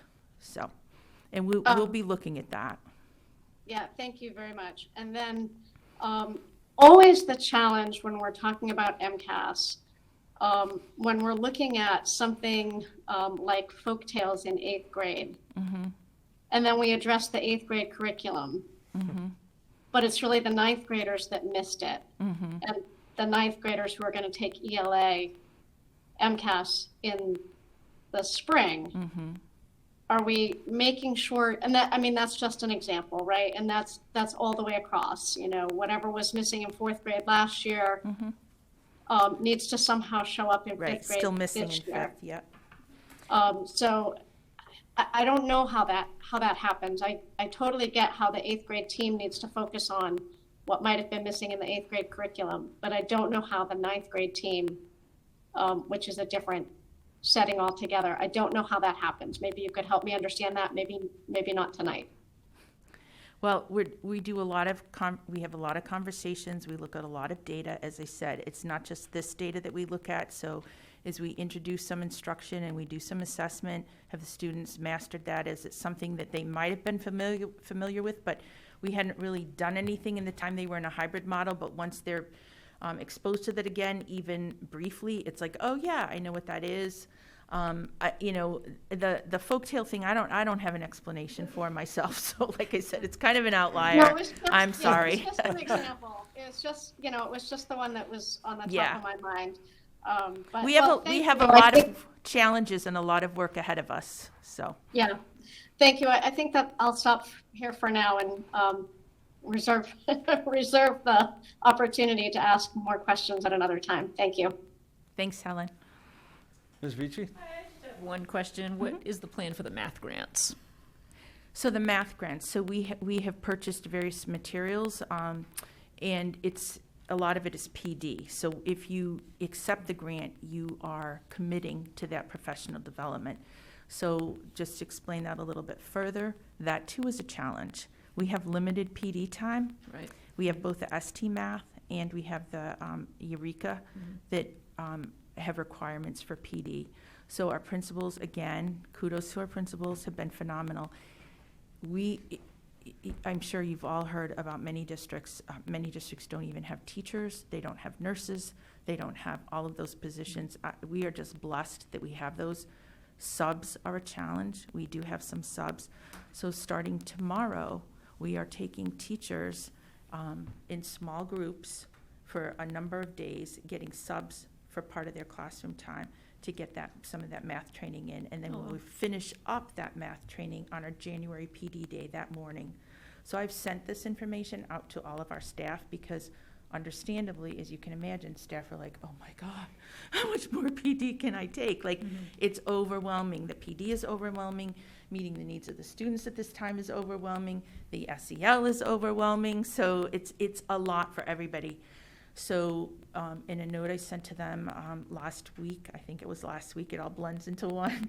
I said that I realized that, we've gotten these grants and we have all these great opportunities to get more resources and get more PD. It's kind of a double-edged sword because all of a sudden, so I neglected to mention that in our K through 2 classes, we also have geodes, which go along with the sequence of the teaching of foundations. So again, that's that early literacy piece. Research-based, new, exciting, awesome that we get it, but teachers are like, oh my God, there's more boxes of books in my room. Like, how do I manage all of this? Totally understandable. So I explained to them, we have the November 17th PD set up. We've got some of this math PD. We've done the SEL PD. We're going to get some early literacy PD in. In December, they're going to have some time to actually sit down and work with curriculum team, coaches, each other, so their teams, to really look at the material in the PD that has been put in front of them, to have some time to digest it, because that is the gift we all need, is time. Mm-hmm. In January, I mentioned it was the last math PD for this Eureka Equip.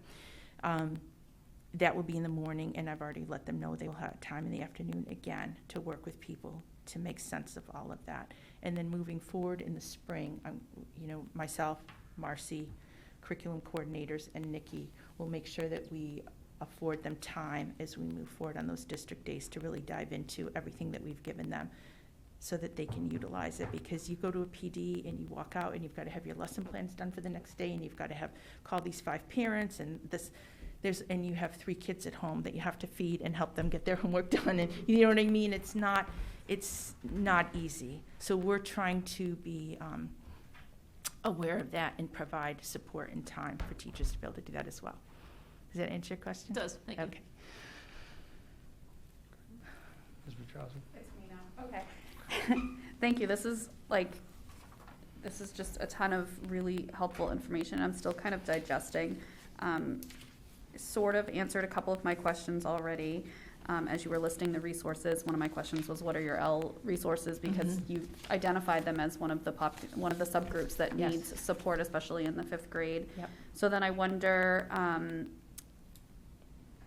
then, I'm sorry, still trying to collect all my thoughts, but then you also said that some of your EL staff are not teachers but tutors. Correct. So how do we work to get certified, highly qualified EL teachers consistent throughout the district? Because clearly there's a need, and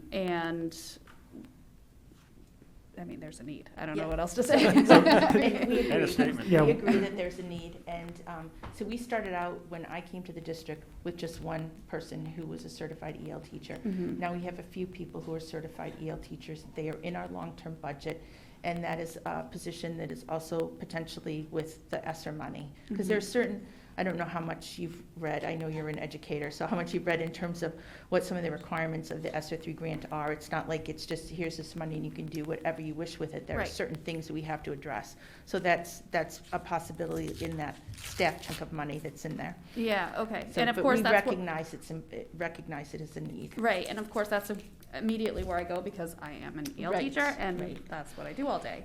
So, and then I'm also wondering too, because I know that, just from my own experience, reaching these kiddos is a little bit different than reaching our regular general ed population students. So I think we've talked about this before, but we do have family, like a parent liaison. I was going to mention that, yes. So one came out of one of the ESSER grants, and then Marcy had some money in one of her grants. So we interviewed, and Marcy was originally looking for something a little different, which didn't exist out there. We didn't find that unicorn this time, but we found 2 fabulous people. And in fact, when I met with the principals today and we're talking about some of this equity work, I said how much I am learning through all of this. Just the families that never came for conferences, that those women worked and communicated with. I mean, even so much as coming to talk to me about whether we could provide transportation, what can we do to get these people here? They have been a godsend. Yep. I got a call at like 4:00 on a Friday afternoon. There was a student at the preschool kindergarten building who hadn't been picked up. Parent didn't speak English. I got her in touch with one of our parent liaisons. Yep. And, you know, the whole stress level of everybody just went down because she was able to communicate and the child was able to get picked up. Right. She was safe. They've only been here a couple of weeks. They started in October. Today's November 3rd, but it has been absolutely wonderful. Right. So. Because those, and it's so true, like the value of a parent liaison is, there is no, you can't put a number on a good parent liaison who can make those phone calls, set up those meetings. I mean, and it is that extra step. And I feel like sometimes teachers are even afraid to reach out to those parents as well, right? I know there's a language barrier in place. And how do you communicate with a parent and say, like, okay, your child is, you know, struggling with the content because their language isn't ready yet and whatnot. And what can you do at home and all of those things. So I don't want to go off on that tangent, but sorry. And then, so I think Helen had asked one of my other questions too about the coaches being one-year positions, and like, let's make that a priority to get those put into our budget. And then while you were talking about your coaches at NAMS and how they're meeting with the teams, have we asked the coaches what, like, if they could put together like a request list of supplies and resources and materials? Like, do they have what they need is what I'm getting at. And have we asked them? So I know you have a ton of things that you've put into place, but is there anything that they have asked for, or have we asked them? There isn't anything that they've asked for. They have a lot. If they ask for something, okay, I typically find a way to get it for them. Okay. And I think those that know me, now we have some new people so don't know me that well yet, but they'll get to know me and they'll know that, you know, it's an open door. Come and let me know what your needs are, and I'll do whatever I can to try to support that. Perfect. Okay. I don't think I have other questions right now. There's just, I mean, that's like, it's not a surprise, right? I was wondering if you know the subgroups that performed the lowest, I guess, if you will, did any of them take it remotely? Do we know that? I could probably find out. I brought some extra data with me for certain questions, but I don't have that here in this file. Okay, yeah. But I might be able to find out. Yeah, I was just wondering, like, if that had an impact on how that all played out. I think that's it for now. Thank you. You're welcome. Mrs. Mably? Yes, thank you. Couple of my key questions were already asked, but I'm going to mention them again just because I do think they're important. That transition, you know, if somebody performed poorly, we had a long list in 6th grade, how are the 7th grade people working with that, et cetera.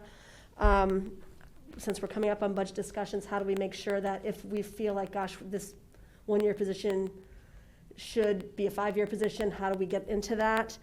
And then the last is, and this has been discussed since the spring, math has been the bigger area of challenge, and I know you're all working on that. So if something comes up around human resources or other that you all identify as, if we could have this might help. And I know cramming more doesn't make it go better, but since math seems to be really big area,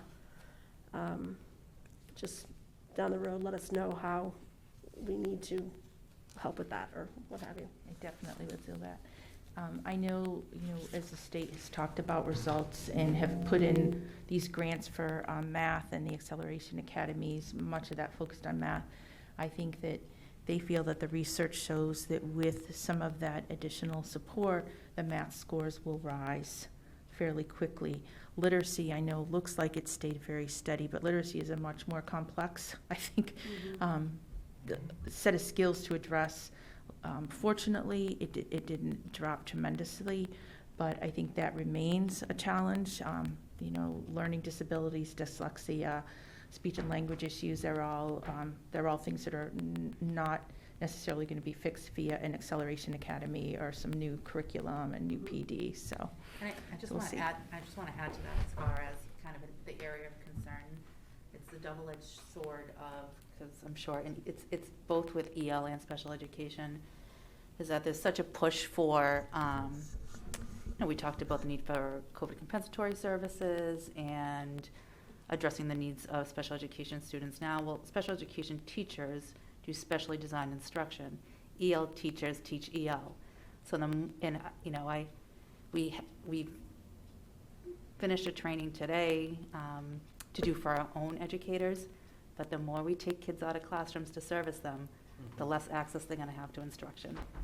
So, parents need to hear that, teachers need to hear that, special education teachers need to hear that, everyone needs to hear that, because that's, it's an unintended, consequence of what's going on now, because there is this overwhelming feeling to help and to take and to need, and special education and EL, it's not a place. Right. Right, it's not a place to go. So that's the conversation that we're having of, the more you take out, the less access to curriculum you're gonna have, so. And our goal is to really try to shore up, strengthen, and improve our classroom instruction. Right. So that students are not being pulled out for all of Which those you've been working on services. for as long as I've noticed, yeah. And then providing I'm sorry, I didn't mean to interject, right. but providing teachers with the time to plan. So if you have those EL support teachers and the special ed teachers, you have to have time for those co-teachers to plan together. I mean, it doesn't. Which can't be done if you continuously pull them. Right. So Correct, right. So like they all has to go Right. together, And right, so right for now, sure. our discussion is that, we can talk about what scores from last year, and we know that the highest needs kids were impacted the most by COVID. Of course. I'm more concerned about what's gonna happen next year and the year after because of what we're doing now. And, again, it's a very difficult conversation to have in meetings to, get that point across of, teachers teach to the standards. Special education teachers do specially designed instruction. And right now families are making some really tough decisions about what they feel like is in the best interest of their kids. Mhm. And so are teachers, Right. so. Well, I think, and tied to all that, you hear about the acceleration academies for vacation. That sounds really cool, right? But at a certain point, I would worry about some kids are gonna be like, I can't do another second of learning. I need to talk to my friends. I need to relax. Yep. And so in our, adult pressure to catch them up, we could be completely shutting them off. And that, I recognize that. And teachers as well, like you were just saying, that you're trying to, it can't be all, tied up into 2020, 2021, 22. People need room, and people need room to absorb. It could backfire. And we're coming back from a long journey, right? Right. If you think about it, we've been back, most of our kids have been back almost a little over 4 months. 10% of our kids stepped into school for the first time, this year, in September, so, or maybe September 1st. And it seems, there's a tremendous burden on everybody. That's right. We need to have SEL, we need to get this lesson done, and really, providing the stability and the routine and the teachers being there every day, this is all kind of getting back used to it while doing all this amazing work. But there's a lot of work to do, and there's really, I want to validate the work that our teachers do every day, because they're on the front lines of it and that stress as well, and they've done a remarkable job, so. But it's also obvious from what you just presented that you didn't wait till you got the results 2 weeks ago. You've been doing this all along, and I know, as have the teachers and everyone, so thank you. It's a lot, and grateful for it. Thank you. You're welcome. Great. I will say, I've said this before, I've been around, I've been in other districts. I started my teaching career in a different state, and we have a lot of really, really good teachers in North Andover. We have good people here, and it makes a difference. And, we're all, in terms of us as administrators, are trying to be cognizant of their needs as well.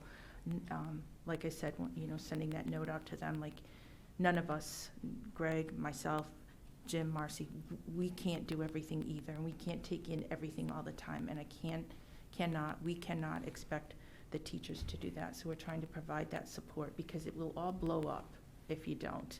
You can't just keep, we both worked, Marcy and I, people know, go way back and worked in alternative ed, and there was a saying about the beanbag theory.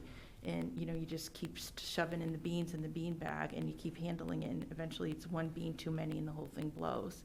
And that's not going to be good for anybody. So we're really trying to pay attention. We're trying to pay attention. So. Thank you. I just have a couple of quick thoughts. I Sure. think most of the committee has probably already asked a number of them, but one, just great summary.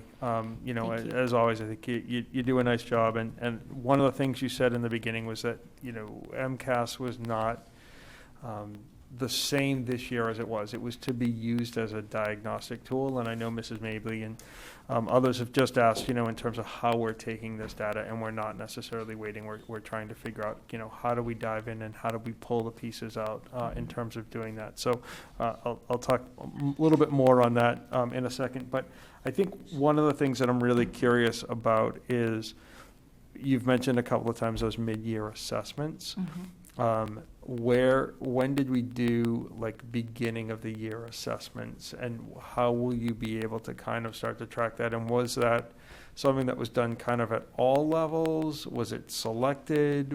Just trying to figure out how are we going to see the growth pattern of kids coming back in 5 full days and picking that up. So the test that we're going to use to really look at a lot of that data, because it's standardized, is the MAP test. Okay. That we put in for grades K through 8. The high school is different. It's content So area. that's kind of the key one. The key one. It's Okay. also wrapped into the superintendent's goals. Yep. So that we look at that MAP assessment 3 times a year.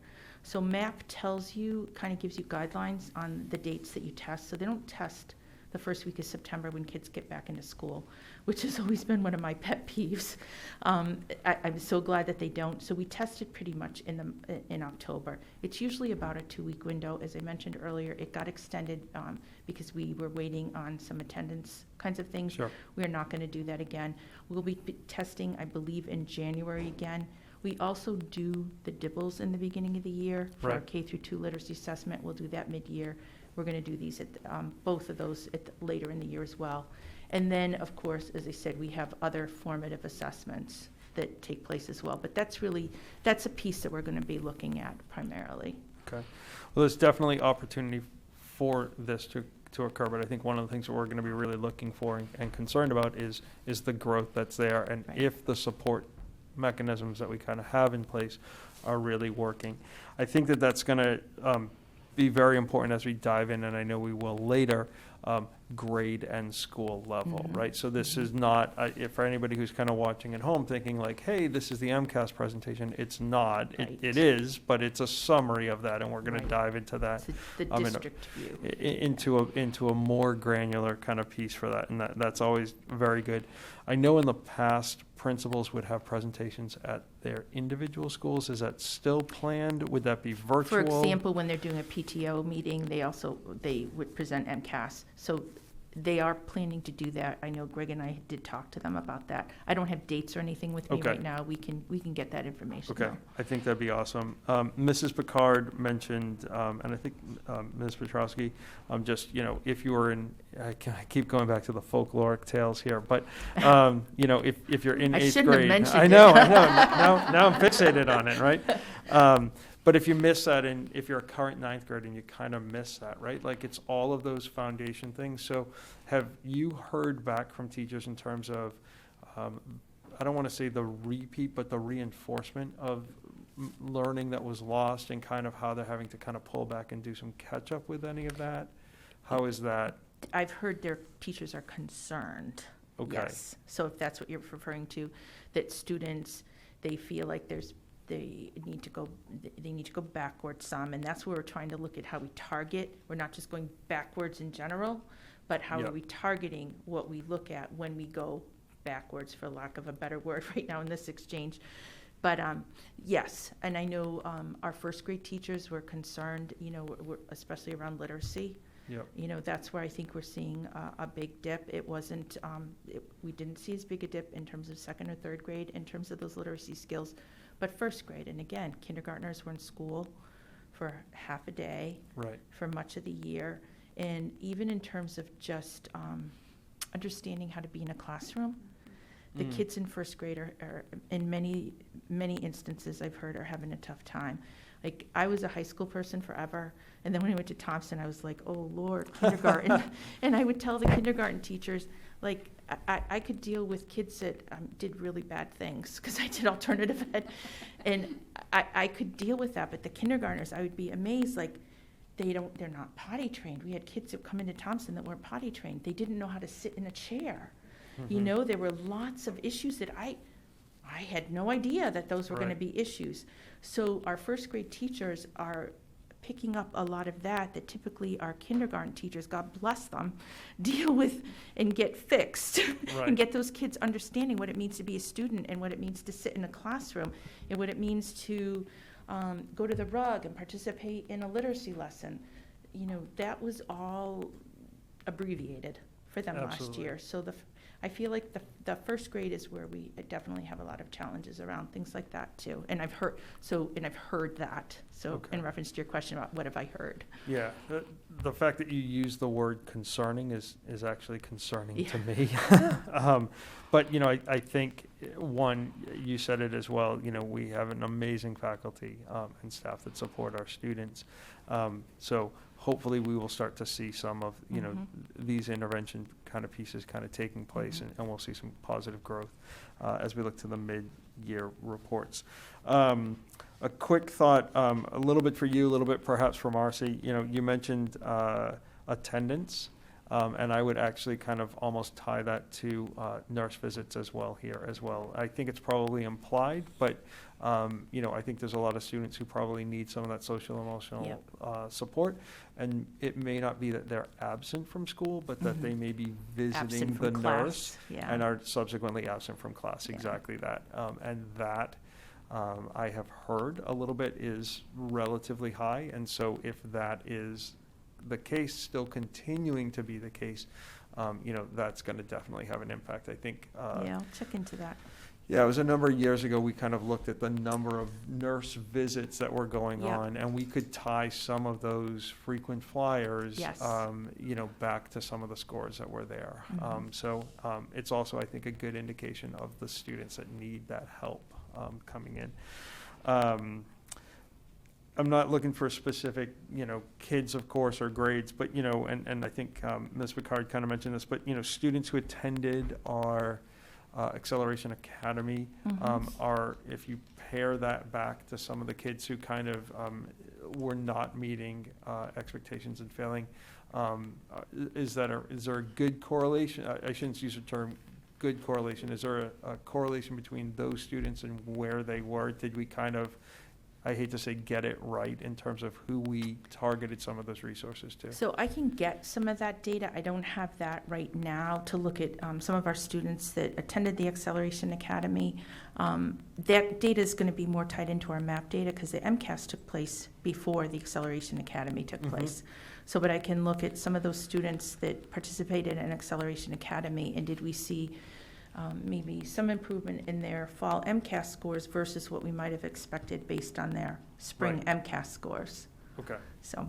All right. And I think the last thing that I'll say, and we're going to talk about some budget directives as well, is, you know, it doesn't necessarily have to be something today, but, you know, please come back to us and or Dr. Gilligan as you start to look at this and say, this is what we need, right?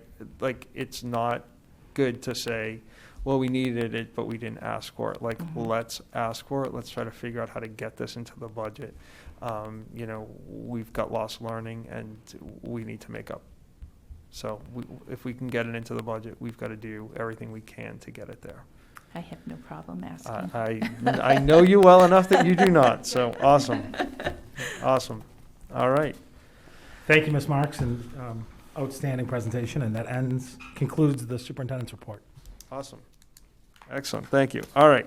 I probably should have done this earlier, and I apologize profusely. Courtney, are you still there, Courtney? I'm sure it's a late night for you. I'm here. You need to there you are. All right. I was going to say you had a green screen, but it's a green room there. So perfect. So we had an opportunity to bring Courtney Pham in to talk about some of the North Andover Cpac information, and I know she's been chomping at the bit to kind of share some of the great work that you're doing. So, Dr. Mealy, do you have the slides here? Are you sharing, Courtney, or is Dr. Mealy? I thought he was going to. Okay, he is. We're just waiting for it to switch over presentation mode there. Awesome. All right, so I'm Courtney. I'm the head chair of the North Andover Special Education Parent Advisory Council. Daniella, did you want to do the? No. Okay.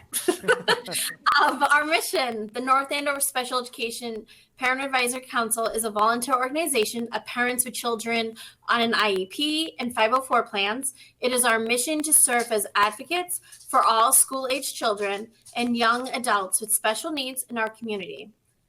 At this time, we hold virtual quarterly planning meetings and frequently sponsor educational seminars and programs.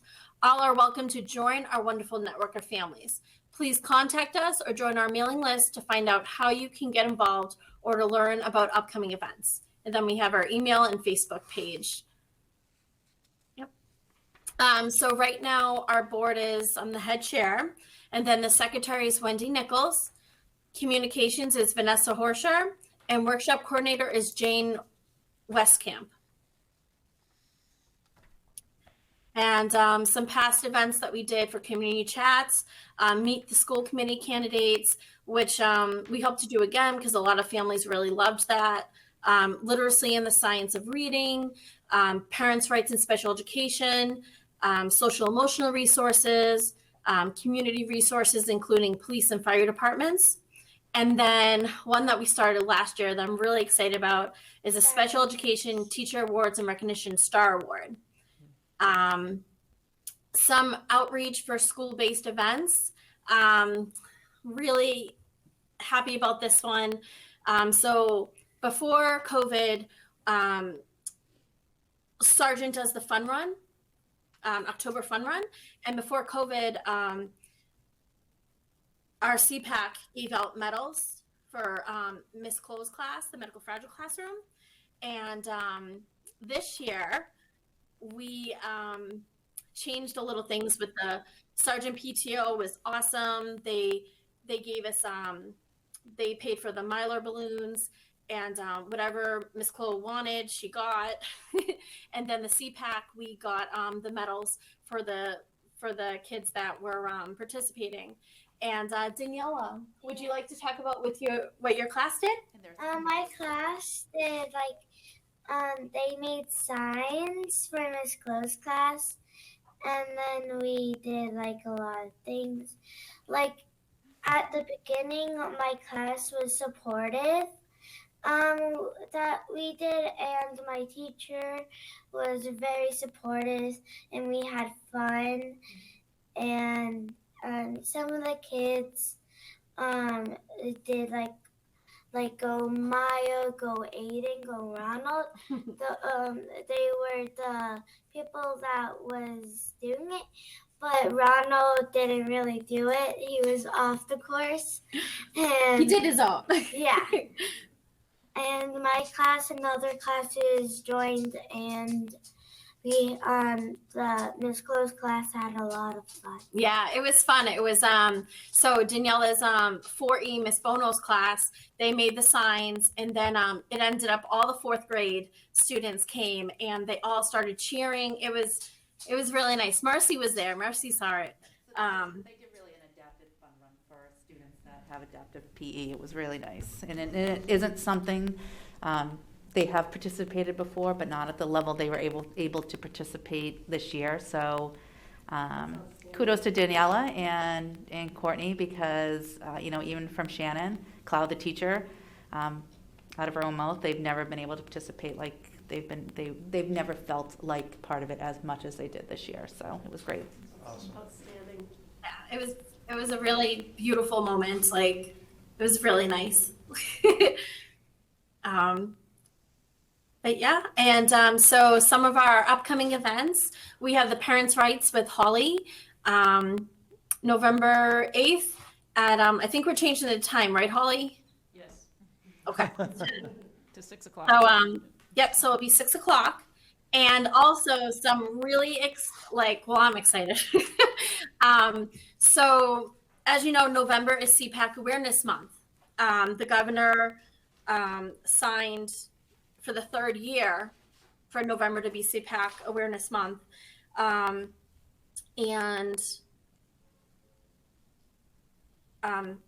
Now, sorry,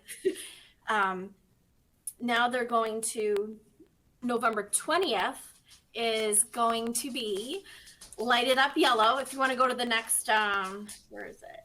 Yeah, that. They're going to light it up yellow, the Zachem Bridge, and to bring awareness to Cpac awareness. I'm so excited about this. We're planning on going that night, some Cpac leaders, and also the ones that been supporting Cpac awareness is state reps Jim Arcerio and Tom Golden. And so we're really happy about this. And so I'm actually going to be contacting the principals and the PTOs. I really would love on November 19th, maybe to see if all the kids want to participate in just wearing yellow. You know, because I know Saturday, November 20th is on a Saturday. So I'm kind of really hoping that November 19th, maybe we can have kids wear yellow that day just as a, you know, so I really hope it happens. So that's something really exciting that's going on for Cpac leaders, and we're happy about it. And then there's Cpac Day on the Hill. That's been successful in 2019 and will resume in 2022. So we'll be going to that this year. We haven't attended before, but we will this year.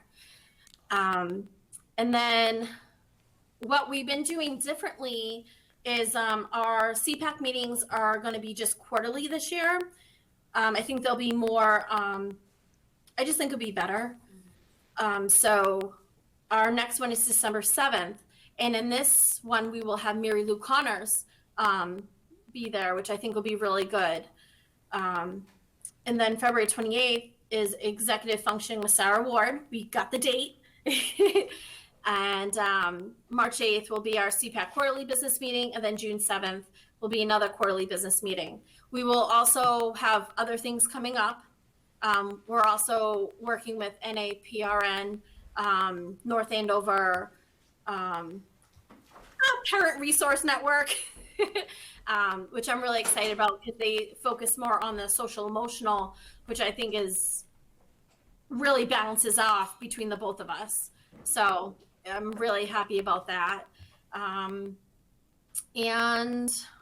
yeah, that's what we've been up to. Awesome.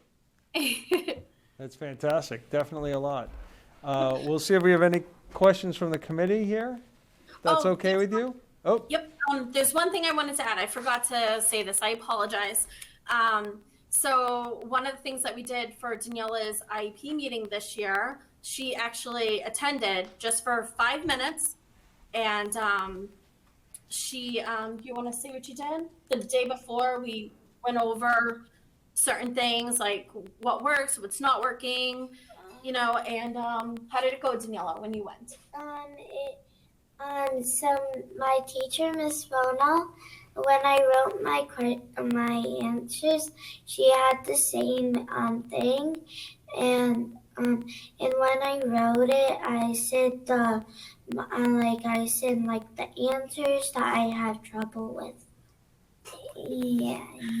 So it made her happy that her teacher and her were on the same page as each other, and that, Great. you know, and it just, you know, to have her work with me, and I just feel like I know some kids can't do that, but I think it's just really life-changing that just by sitting with your child just to see, hey, what's working, what's not, because as a parent, I'm not there sitting with my child to see what's working, what's not.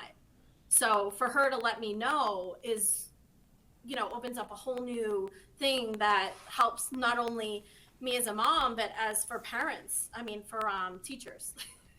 So I just wanted to share that with you guys. I just want to, Courtney and I spoke about it, and it was kind of, she brought it up to me as sort of a nonchalant fact, and I told her like really what a big deal it is, that student voices are really underrepresented in IEP meetings in this district, in the older levels because they sometimes choose not to, in the younger levels because parents are not always on the same,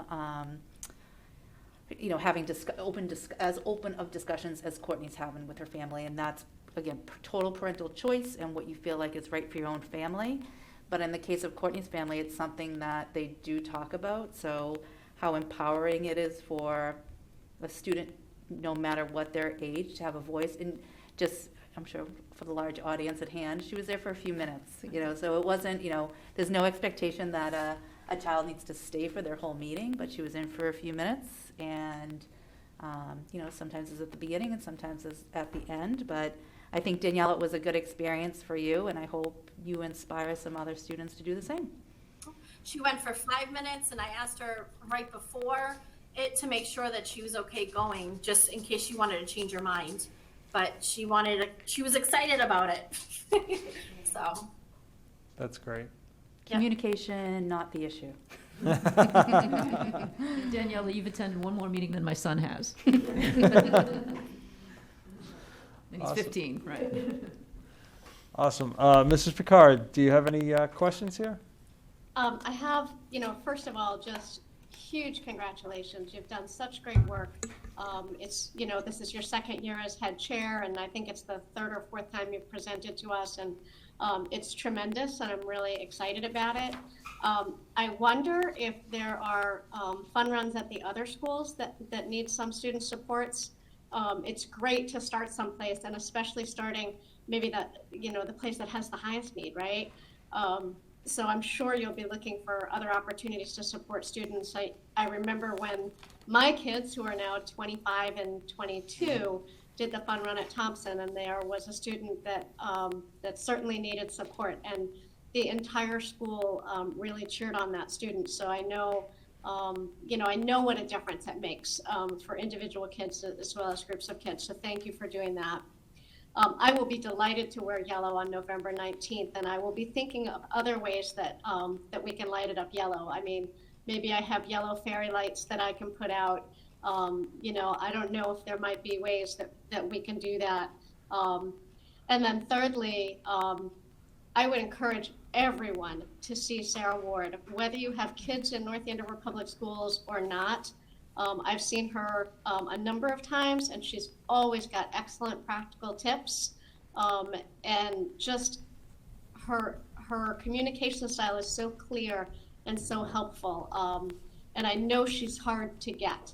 I know it's a tough one, but we all need to develop our executive function.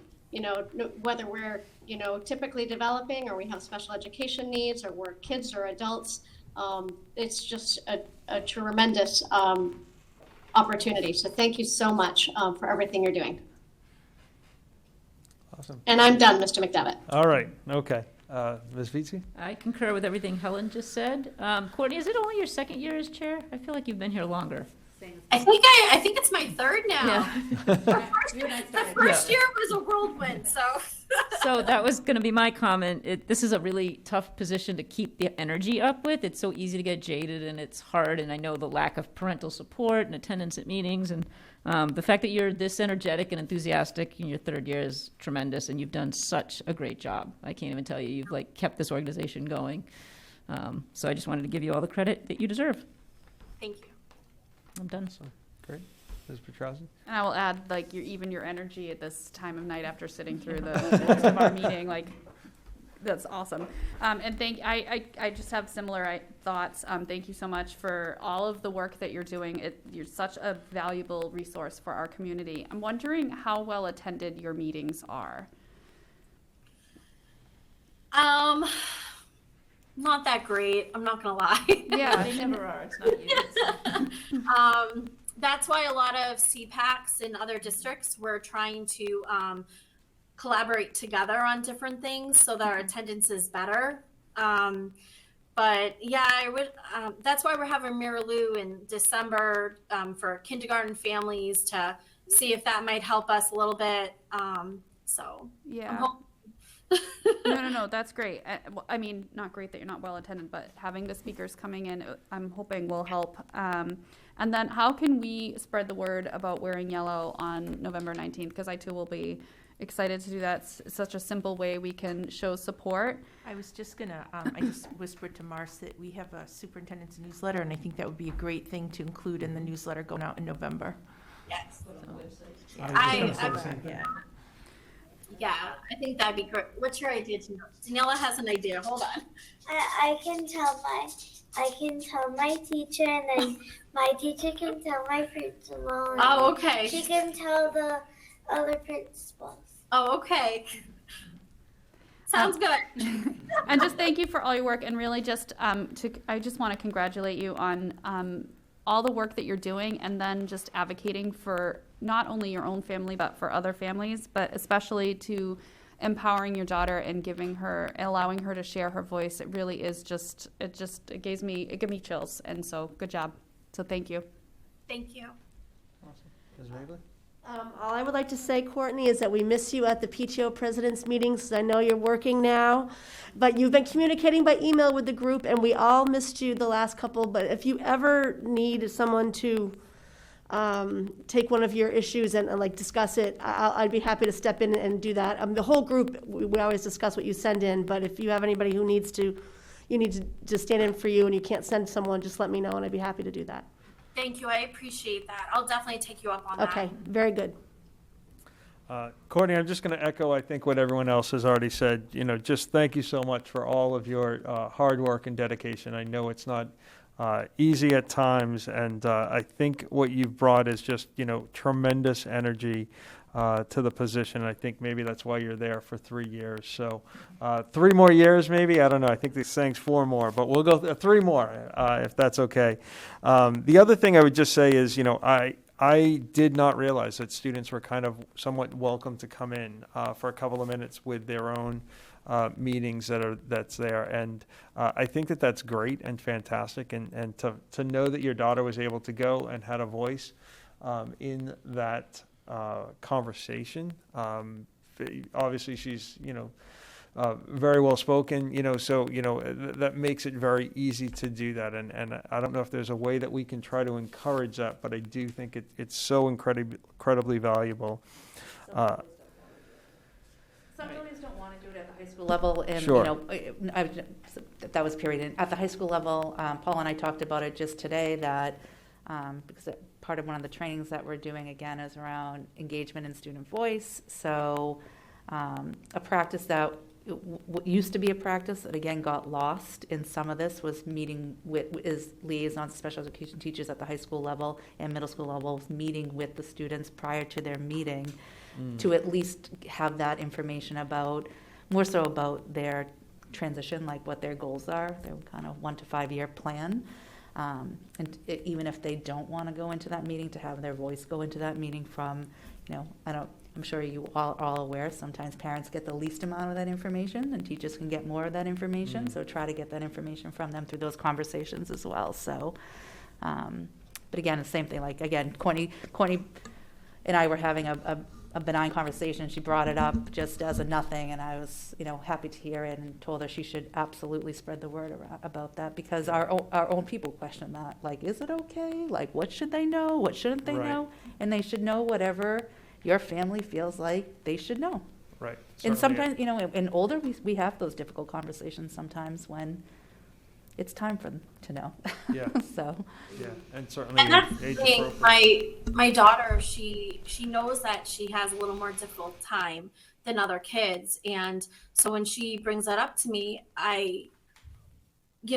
it's like, it's a hard, how do you respond to it? But because I went through some of the things she's been through, I can help her. And I feel like, by educating her and kind of just supporting her and just, helping her understand just a little bit helps her be more confident and know that it's okay to be a little different.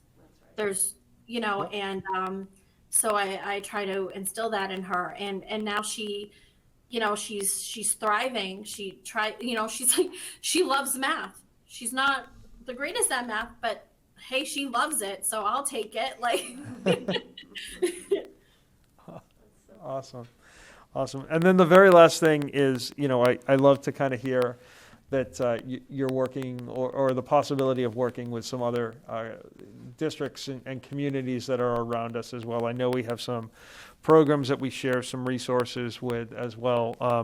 You know, just looking at the calendar here in the Sarah Ward meeting that's out there, I mean, I think that would be just such a great resource if we're able to share that. I don't know if that's somewhat really open to, you know, surrounding communities or not. I'm not sure on all the logistics of that, but you know, if that's an available option, I think it's just such a great resource to bring a speaker in, and if it impacts and helps a student or a family in another district, then all the better for it. So, all right. Anything else? All right. I don't know. I see something, but I can't read it. Helen was just adding something to the comment. Okay. Awesome. All right. Thank you. All right. You're welcome to stay, but you're Thank you so much. Thank you, Courtney, and thank you, daughter. And amazing energy at 9:05 at night. I know. It's amazing. thank you guys. Have a nice night. Thank Bye. you. Bye. All right. Couple of other things, relatively brief.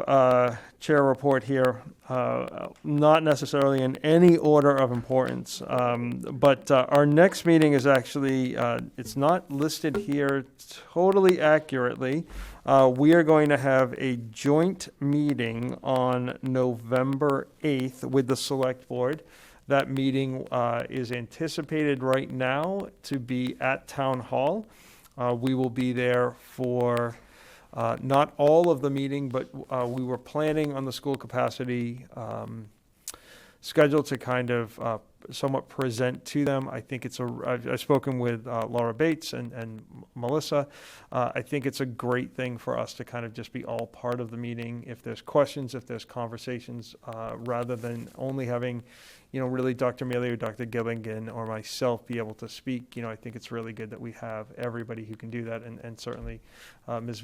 Vitsky as part of the space and planning committee that's there, you know, to really kind of give some of that input there. So that meeting will be there. I don't know exactly all the logistics of that. The agenda will be coming out, bless you, within the next probably day or so, based upon our need to post that within 48 hours. My guess is we will join for part of the meeting, kind of gavel in, participate as part of this conversation. The Select Board has other work to do for their meeting, and we will probably leave our meeting for that, or be excused, if that makes sense, from the process. So the agenda will be coming out. We've really just kind of somewhat finalized a couple of different things. There are some logistics in terms of getting that coordinated. So I don't know if anyone has any questions on that. I tried to communicate with everybody quickly as the plan was coming together. I just thought of one quick question. Will the Finance Committee be part of it as well, or just our board and It theirs? is just Select Board Thank and you. School Committee at this time. Yep. Thank you. And so my question is it a whole presentation like we've been doing in the public forums, or is it going to be abbreviated? Well, Dr. Mealy will be probably doing that presentation. I would think it would be pretty much the presentation you've been doing, where our goal is to educate people. Select Board, no exception to that. So, you know, I'm sure that they've been watching some. I know some have attended some of the smaller meetings as well. Certainly Melissa Murphy-Rodriguez has as well, and Lori Burzloff, but who's on Facilities Master Plan 2 Committee. But I do think for the public's perspective, it will be pretty much a full presentation. That's correct. And the idea was that in trying to figure out the best places to have these public forums, we figured we could capture the Select Board audience. So it's not necessarily a presentation to the Select Board, it's using that opportunity as another location for those who might watch the Select Board meetings and not the school committee meetings.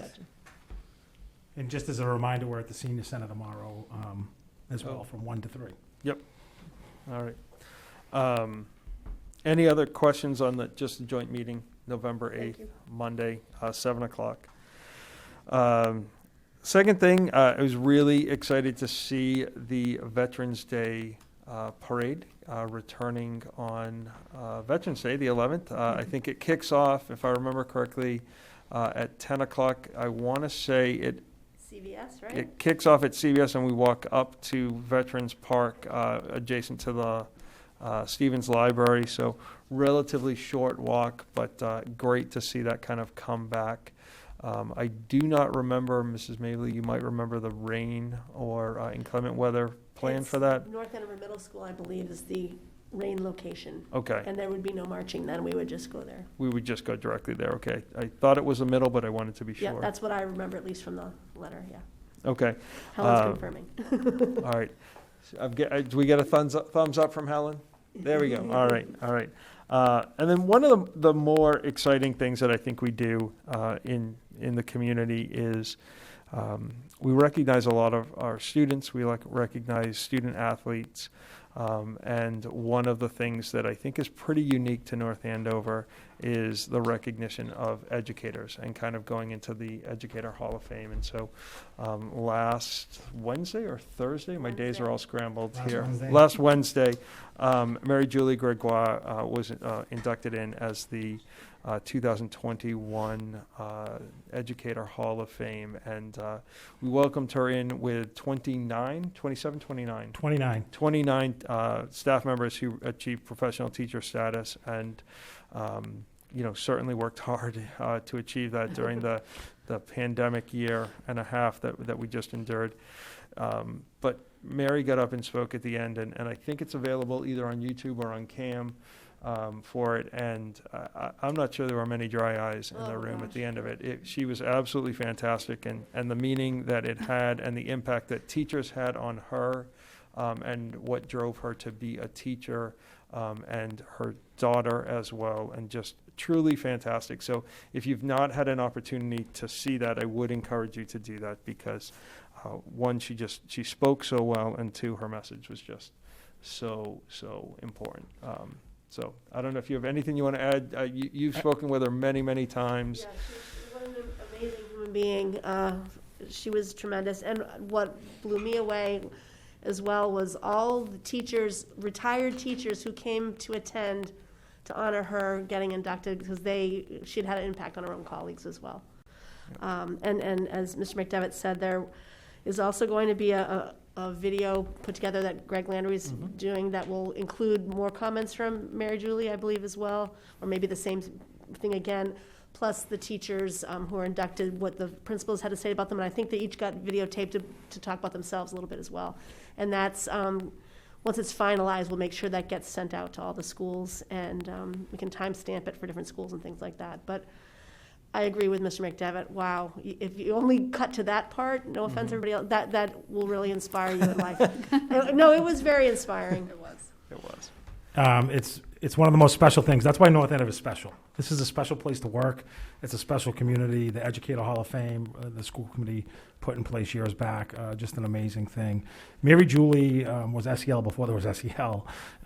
She's an amazing educator in the content area, but she's always developed the most tremendous relationships with students, and she's made a difference for thousands of kids for almost 4 decades. So it was just awesome to have her back. There will be that full-length video out. And one of the other cool traditions that we started this year is we had Ray Grady, the inductee the former year, come back, and I told Ray 5 minutes he could have on opening day with staff. Ray could go like me a little bit longer.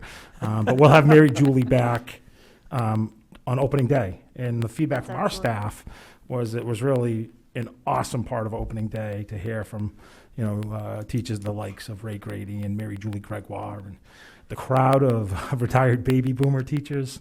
I think it was probably about 30. It was just amazing to see them come out and the support, because a lot of them are great within themselves, but awesome night, and thank you all for being there. So, that was fantastic. Mr. McDevitt. Yes.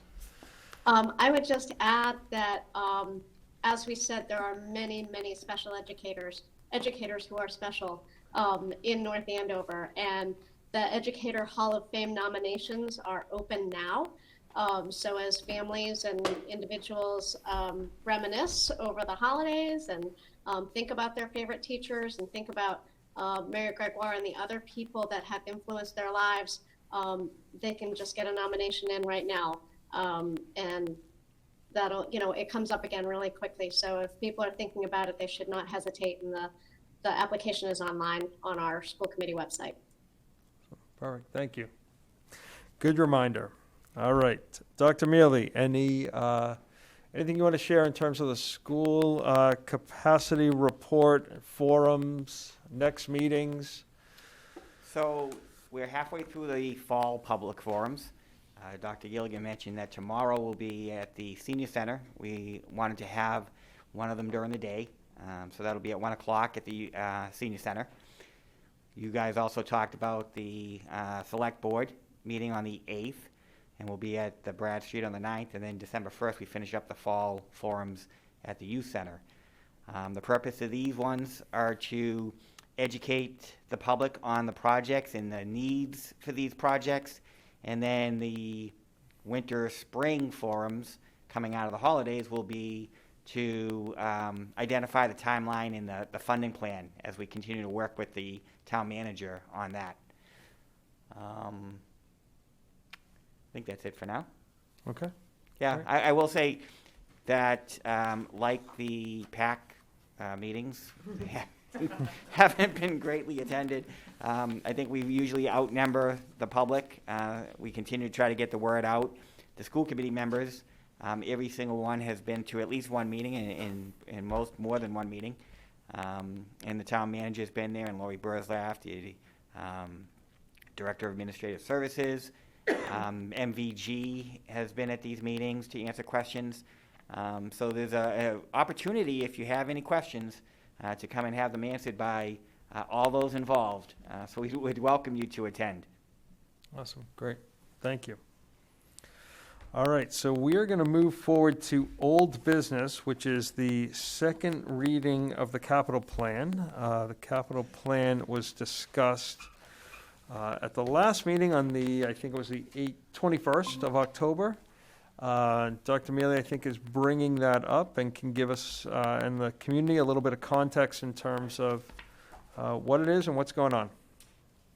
Yeah, so what you see for the submission is our annual maintenance items. That's district paving, drainage issues, exterior maintenance renovations, and what that means specifically, we've done, if you haven't noticed, work at the high school over the last couple of years to repave for the first time since the new school had been built. And we're addressing paving issues at Sargent and Thompson as well. The other schools, Atkinson and Franklin and Kittredge, as those projects, we hope they get approved, that will include paving as well in the middle school.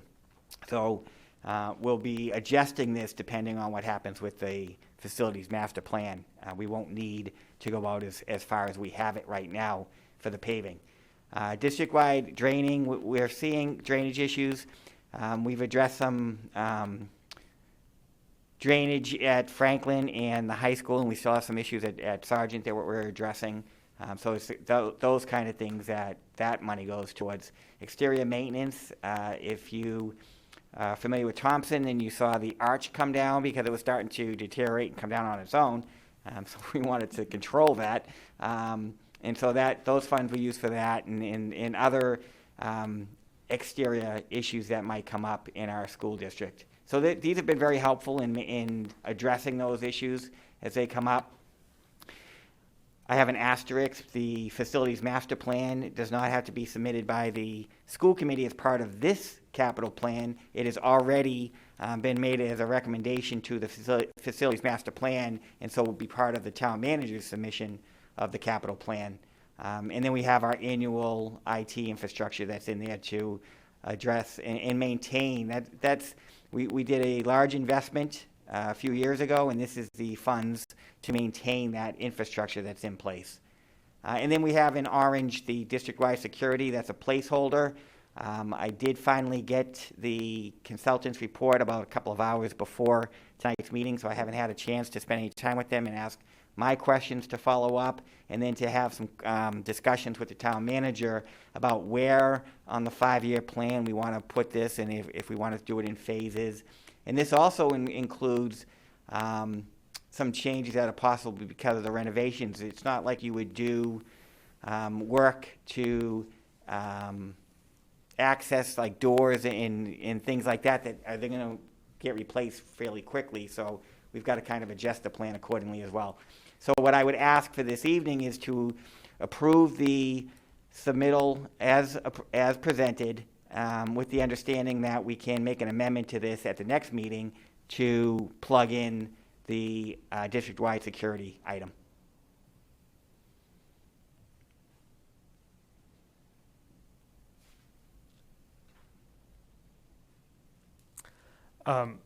So let me ask this question. Is there a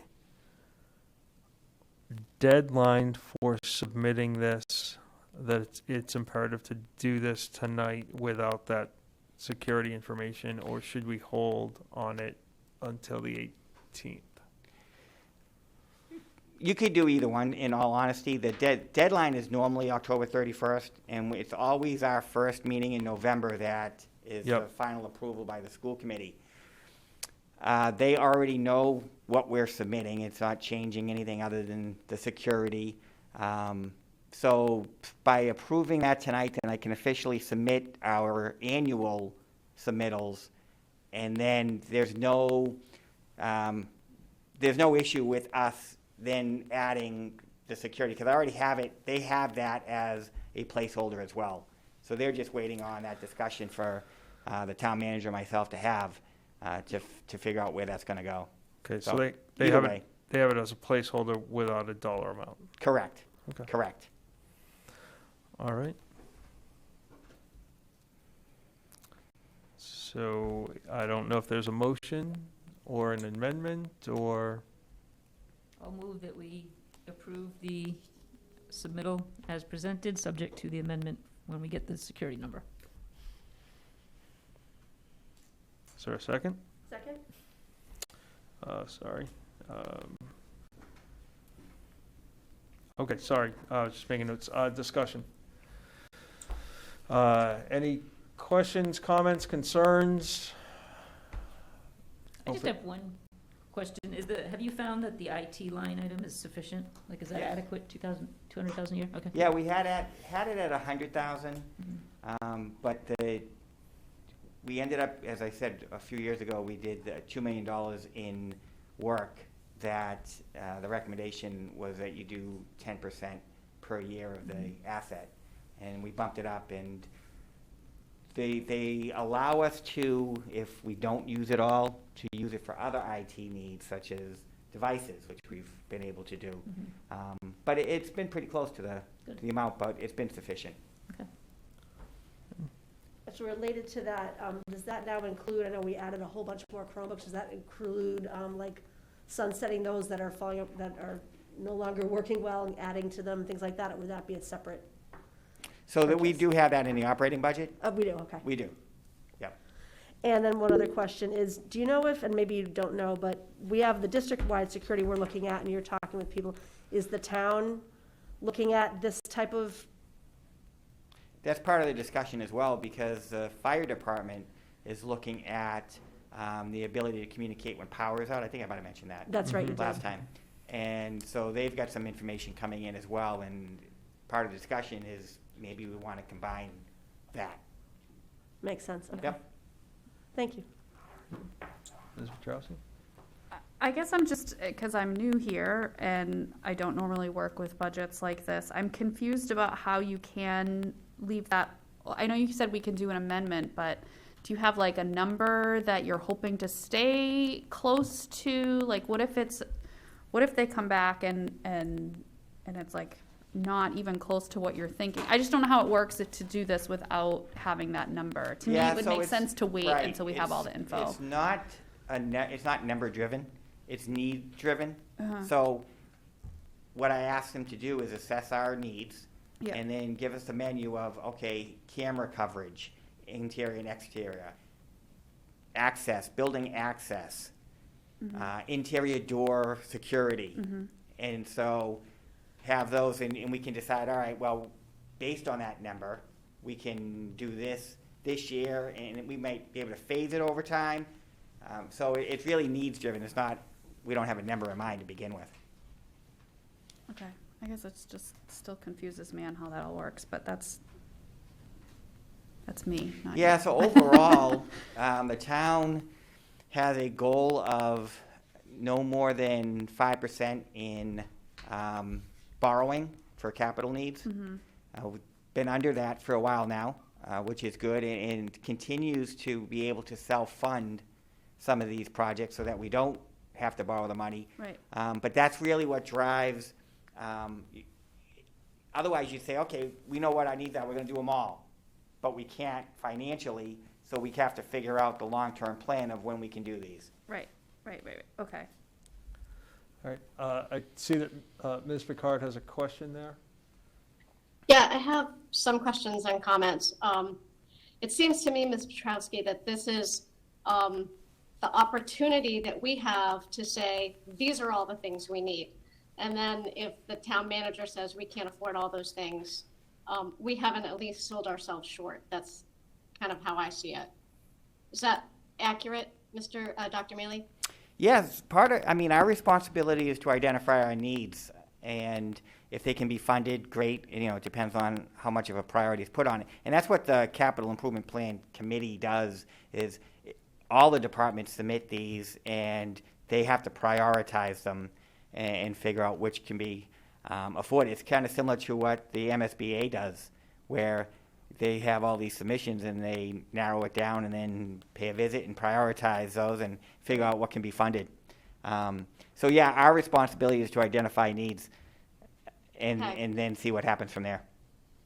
Thank you, and I appreciate that between the last meeting and this meeting, you provided to the members the studies or the reports from the consultants on paving and drainage, and that's from which you make your estimates.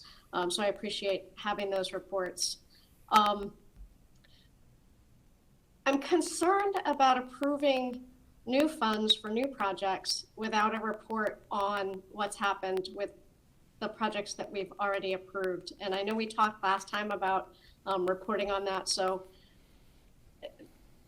you know what I mean? Like, okay, we gave you a bunch of money and you did a bunch of projects, but we don't really know what they are. So before I feel like I can say, yes, have some more money and do some more projects, I'd love to hear, like, we had these projects lined up and we had this much money estimated that we were going to use, and this is how much money we used. And,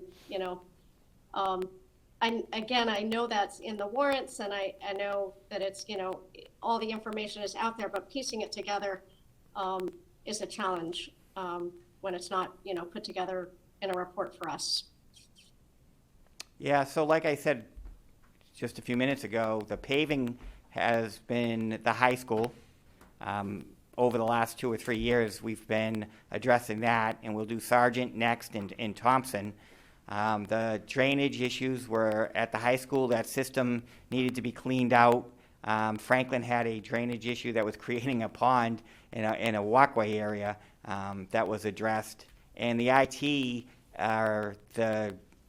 that just is Mike making the decision about what needs to be addressed in that particular year.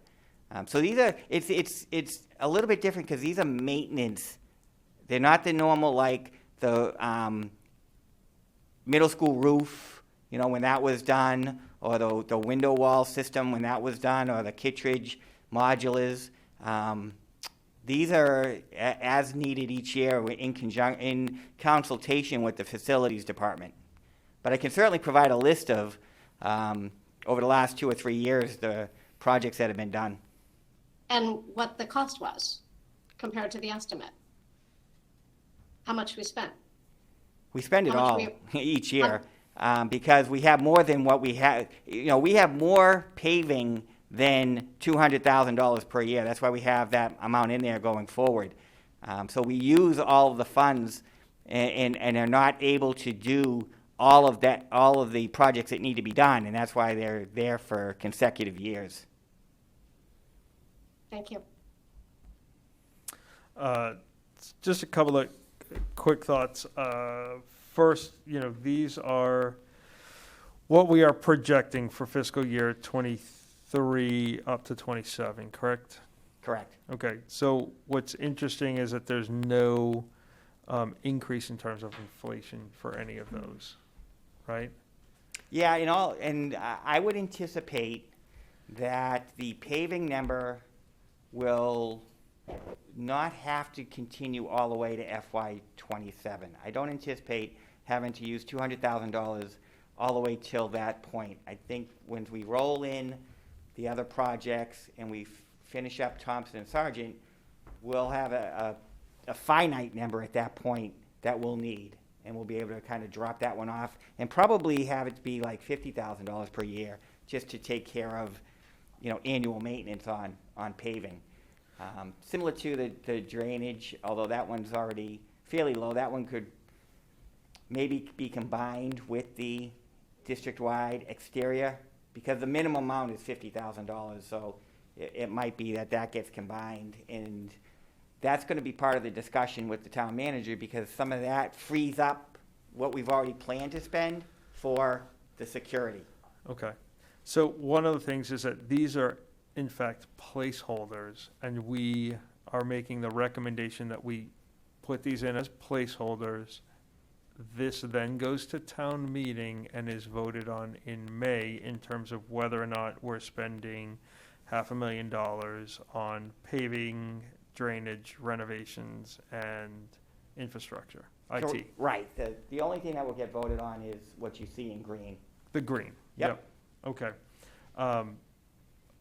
Again, I'm going to ask just for clarity here. The deadline for submission is October 31st. What's the harm in waiting for the security piece to be added in? There's not.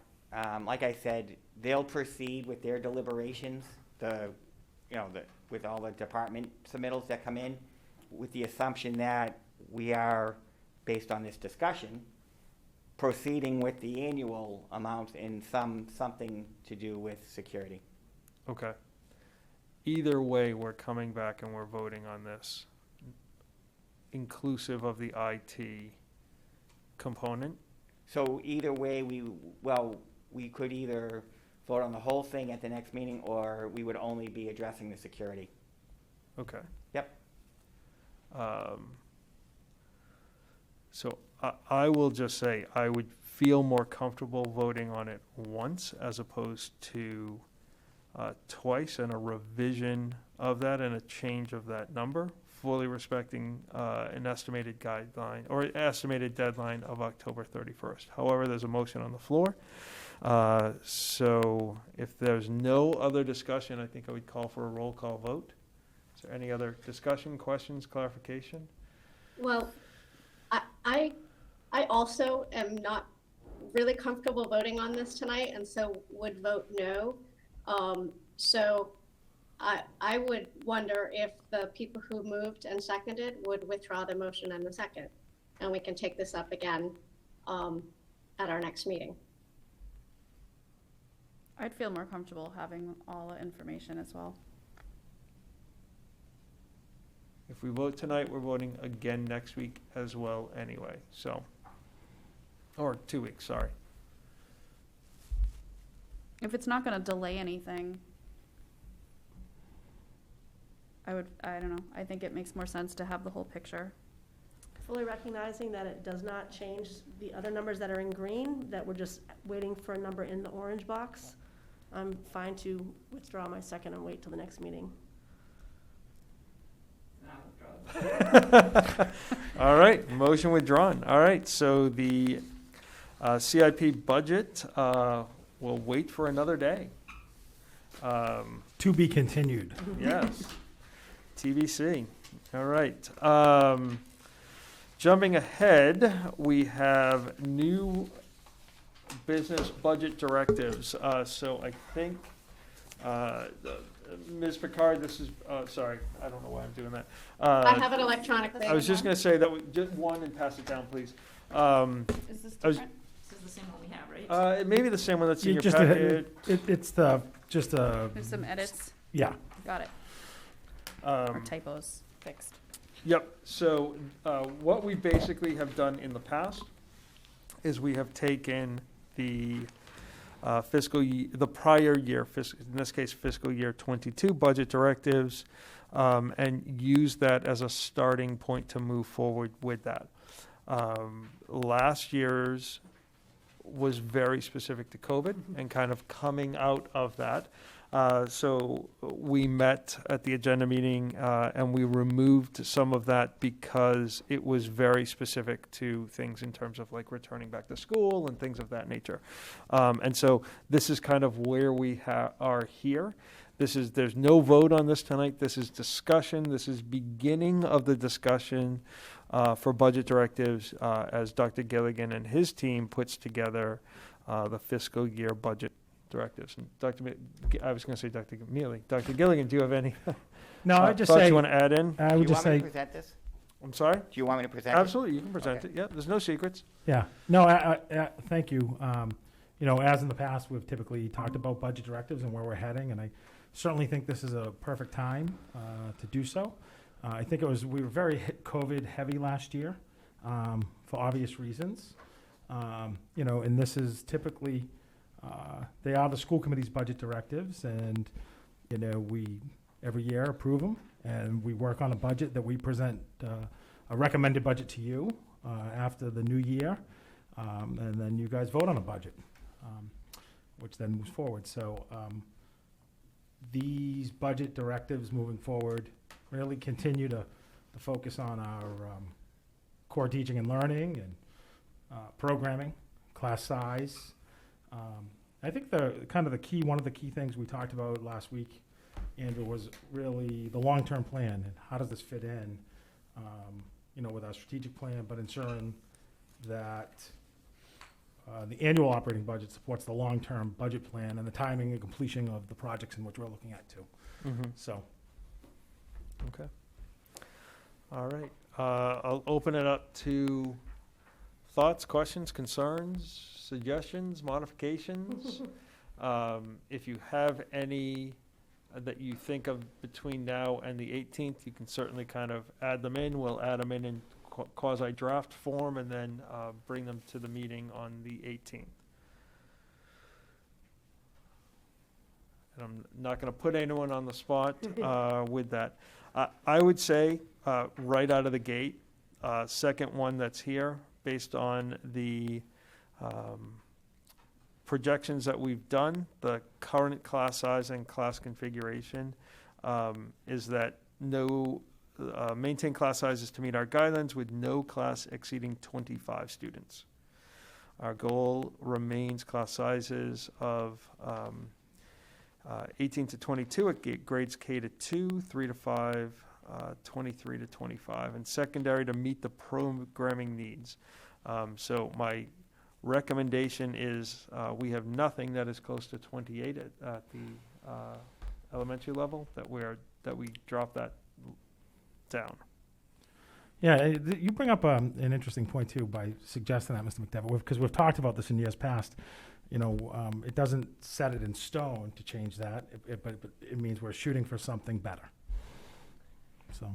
Right, I have a question related to that. So, like we're saying that we are, if we were to change that number from 28 to 25, and let's say a class, like I know my daughter had 28 kids in the 5th grade. Would that mean at like 4th or 5th grade you'd have to move to another school because we can't exceed 25, or just means that we would at that school be over our recommended number?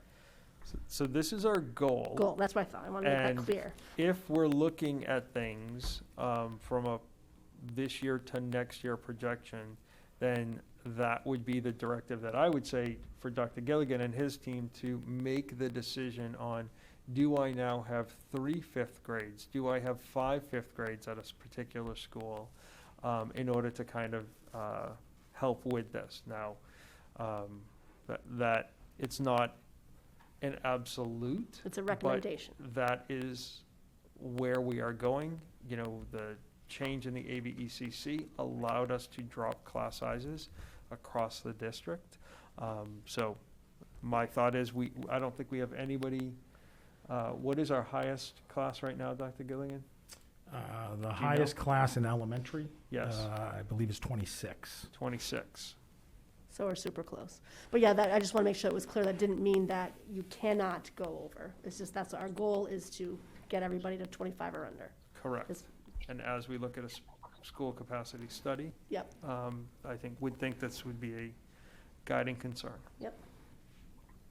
Mr. McDevitt, that was not my understanding of how we've done it in prior years. My understanding was if you reached 28 students in a class, like Ms. Mabley stated, more students who moved into the district would then be invited to choose a different school to be at.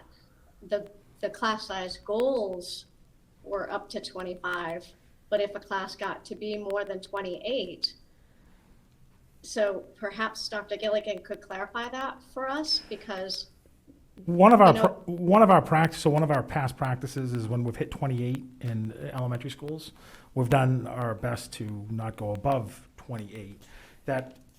This has been a school committee guideline or recommendation for a long time. That doesn't mean that that's been a practice of ours not to do so. It doesn't mean that we couldn't go over 28 because if the circumstances called for it. In some years it had in the past. But we've made really steady progress towards this, towards these goals. And, I look at it as, we've had this discussion in years past. I know some former chairs and different members saying, is this, we're shooting for something, could be aspirational, or is this a directive to say we have to be at this? And they're the school committee's budget directives, and I think they provide guidance in the direction we're heading. But certainly numbers in circumstances, things are not always set in stone, but it heads us in a direction and a spirit, I believe, personally. But certainly, if anyone wants to expound on that, they can. Yep. So what is our largest class at the middle school? An actual class or related arts, because that's where there would definitely be some distinction. Yes, I understand that related arts are different. So we're saying that at the elementary school, our largest classes are 26. So at the middle school, what is our current largest? Like, I thought our middle school, the average class size was like 26. We could get that for you. I've always, seen the first part. I've always seen secondary, the first part really tied to 28, Right. to the elementary. Certainly the secondary class sizes vary, and it depends if you're talking about related arts or talking about different subjects. But do we have an average for like ELA 6th grade? Yeah, we can get that information. Yeah. For me, before we go changing that 28, I feel like I need more information. And if it only relates to elementary, then I feel like that clarification. So we can work on that between. Yeah, now that and can be then. fair too. And then does it need to be, because that was one, I didn't mean to cut you off, Helen, I'm sorry. I was just wondering how specific this is supposed to be. So if we need to write in at the middle school, core content classes would be, whatever number, 28. And then, have a little more leeway for the related art classes. I don't know if we need to get that specific. I think we can. At the third bullet is, secondary level classes to meet programming and needs. And if we need to be more specific with that, we can. These numbers have been in place for a significant amount of time. We have moved the needle. We are looking at moving the needle significantly again. I thought it would be good to kind of look at what that was, but just discussion. So, Helen has her hand raised. sorry. Yeah, so I have been asking for quite some time, quite a number of years, what the class sizes are at the high school. And I know that that is a complicated answer. But I feel especially where we've just added a number of teachers at the high school and where we've changed the structure from trimester to semester, it would be very good for us to know what the actual class sizes are. And I don't know if that's reporting out on every course. I'd like to know how many courses are filled and students went on wait lists or didn't get in. There's a whole cadre of information about the secondary level that I feel like we should have if, you know, in order for us to really say that we're going to maintain classes to meet our guidelines, because I don't know if we're, you know, I don't know that we're doing that at the secondary level. And I would add as well that it's my understanding that NAMS is accredited at the elementary level, not at the secondary level. So I feel like a lot more information would be helpful in understanding our goals and understanding the impact of the budget choices that we made last year and the recommendations in hiring high school teachers. And I know we're looking to have the high school present on the 18th, Ms. Ricard, regarding even the semester change and the impact that that's had now that we've, well, soon to go through the first quarter. So we can look to have that information then. That will be great. And then I would just make a comment that I think that the last bullet is right on point given the information that we've just gotten out of the Mcas and the challenges facing our high need students. Yep. All right. Mr. McDevitt, before we leave this class size thing, I know we talked about NAMS, which I think is interesting to see, but I think we have to be careful about what directives we put in place because we have nowhere right now to put anybody else. So,